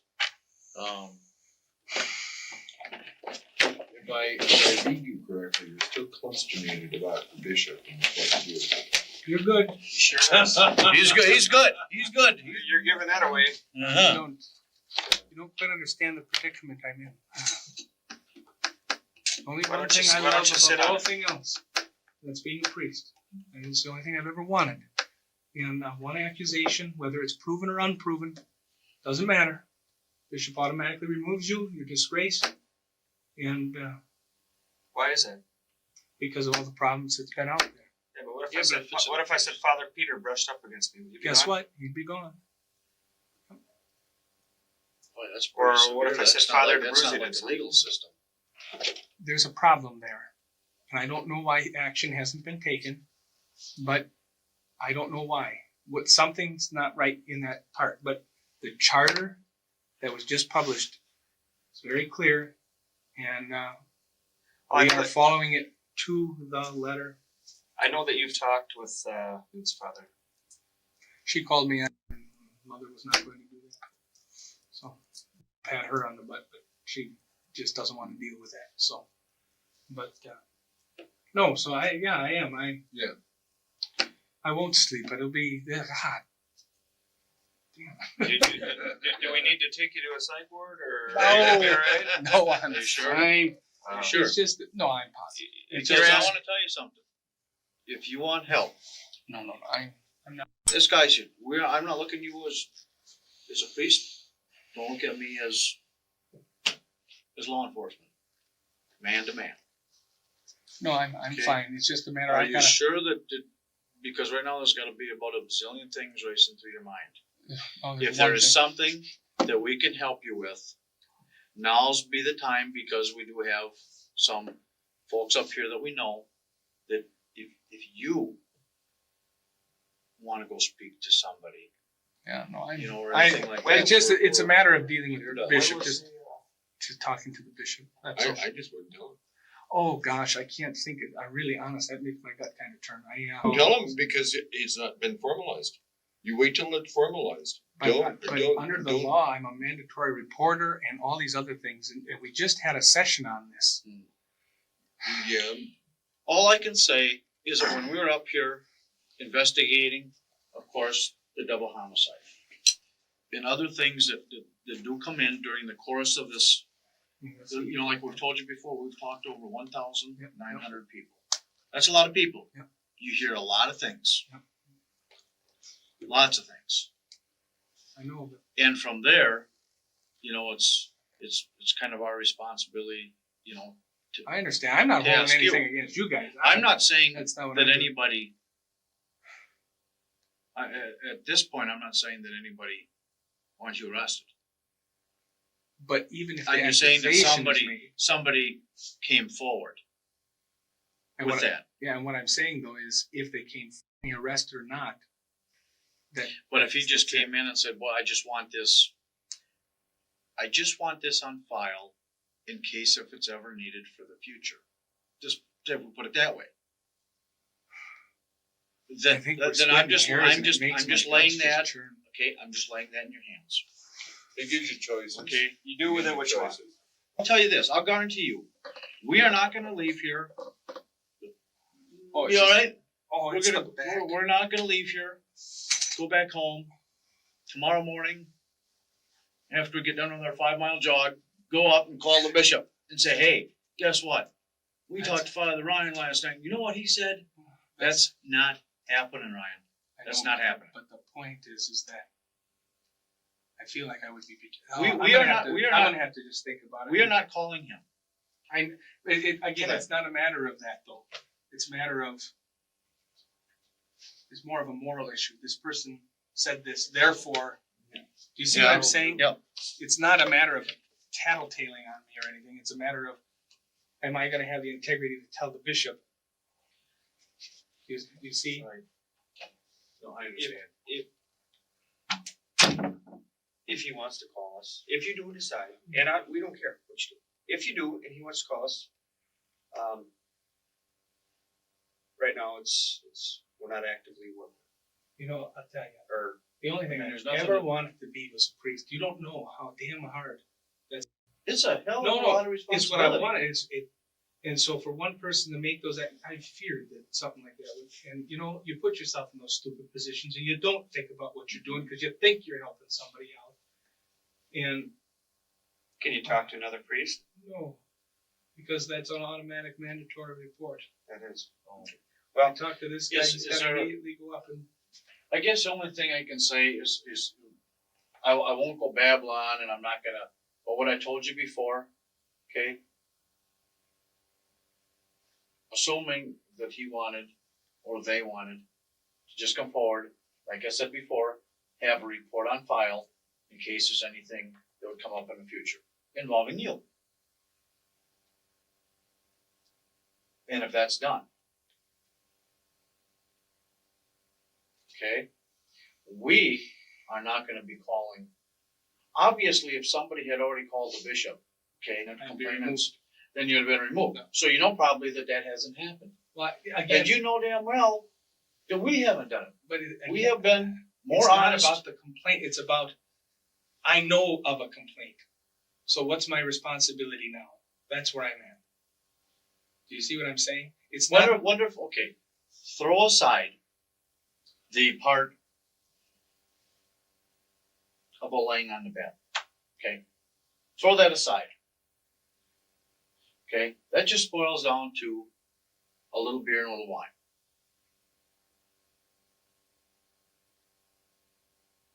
That's really what you have to base your decision on. Nothing else. That's the. I mean, you don't need to. The other part. It's that part that becomes the important piece. If he thinks that appropriately, He never said that, and I never told you that. well, He never said you molested him. well, you get in a hyper mode and you think of Well, I things. never told you. I Let me never ask you said that. this. Let me ask you this. In God's mind right now, are you better off telling the bishop or are you better off serving the folks in Iron County? What would God want you to do? That's where I'm at. I don't know. Ask him. Well, you're going to have Oh, some. I'll have time a lot to of think time about to it. talk to him about it. Yeah. We're not good. Anyways, so we'll go I off can't and make do a our thing. decision for you. I know. Before, I'm not before asking we, you to. before we leave, okay, we have been upfront with you. Oh, you have. We have been honest with you. I hear. We've told you the discrepancies. I hear you. No, you We've guys have told been you the very problems professional. that we have Yep. in Very- that time. Very professional. I have honestly, and I told evenly and stuff. And tonight again, a little rougher, but you were professional, and I appreciate that. I really do. Well, I really do. we owe it to the family. Yeah. No, I Well, get. we I don't- really and get even it. more so, we owe it to Dan and James. Well, you do, and I agree 100%. I really do. So I hold no. We No. may come back. We don't know. No, I hold nothing don't against wanna you. come back. Nothing against you. But I told you we got a couple. Sure. We would rather There's a have couple of somebody loose say, ends we need to tie up. I we would hear rather you. have somebody say, I don't know, rather than make something up or try to. But see, that's what I try thinking, and I start thinking so hard about stuff that I yeah, I want to be helpful. I And want to remember tell you what what I I think did. last time we were up there, we told you, hey, it was 2.5 years ago or a little more than that. I know, And looking back on the date,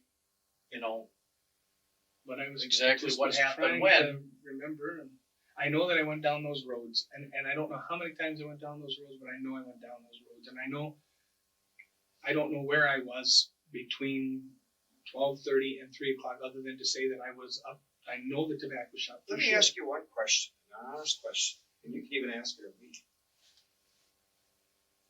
If you were pissed off enough to shoot someone and kill them, and I asked you, if you did it, would you tell me or Jeff? If I did it right now, What would your answer be? if I did it, and I've been living with it for this long, and you guys had me cornered here, I'd break. You I'd think tell so? you. I know I would. And the reason is because I think the guilt would be so overwhelming. I really If do. you could get away with it, would you tell us? No. Yeah, I mean, If I could get away with it, Yes. probably. No. I mean, I'd try to get away. Human nature says you try to get away with it. But I personally myself, I would tell you. I really believe that. I believe that if I did something that heinous, I would tell you, because I don't think I could live with myself. I honestly would. I've thought about suicide before. If I did something that heinous, I'd tell you what. I think I'd be thinking about it now, and I'd be ready to. And that's But you're not the thinking case. about that. No, that's not the case. No, What do you wear underneath that? Pants? pants and a shirt And the shirt? and a belt, Underneath the shirt. Is that a cell phone? Can rosaries, Rosary? money. Oh, geez, look at that. Well, don't start. Yeah, here we go. And in this pocket, I can't that, get into the priesthood. now. and this, that. That's all that's. How about, Oh, no, what do you wear here, just underneath wait. the shirt? I have my examination of conscience, which I make every day. Oh. And it says, in fact, you can read here under the fifth commandment, thou shalt not murder. Murder, homicide, manslaughter. Very clear about, this is you make examination of conscience to get ready. Anyway, and under the shirt, What do you wear?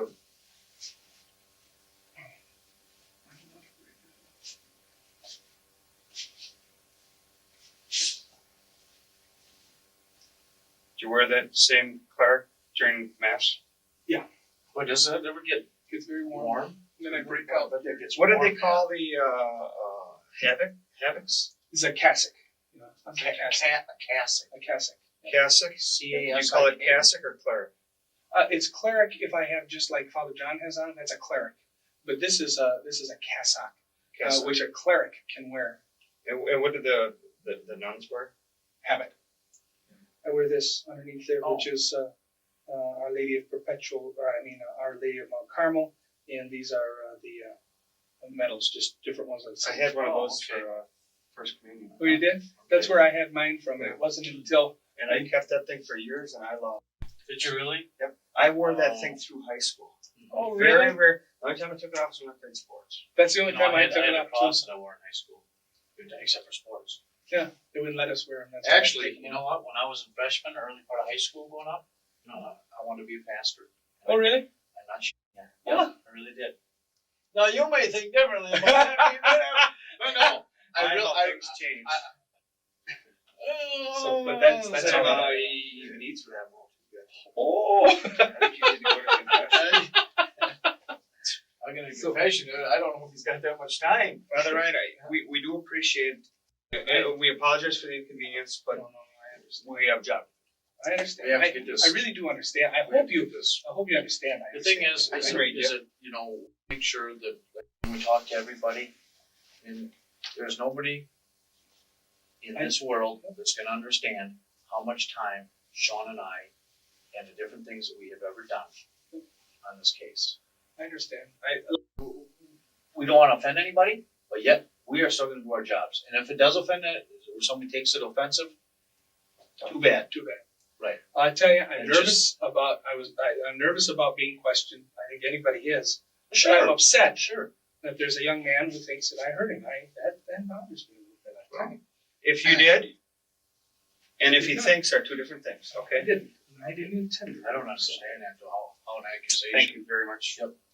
Thank you very much. Okay. Take a quick peek on that. There was no trial. Days after his second round of questioning, Father Ryan Erickson died by suicide in December 2004, and prosecutors never filed charges. A year later, in a John Doe hearing, a Wisconsin judge ruled there was probable cause he committed the murders, closing the case and naming Erickson as the killer despite the lack of a conviction.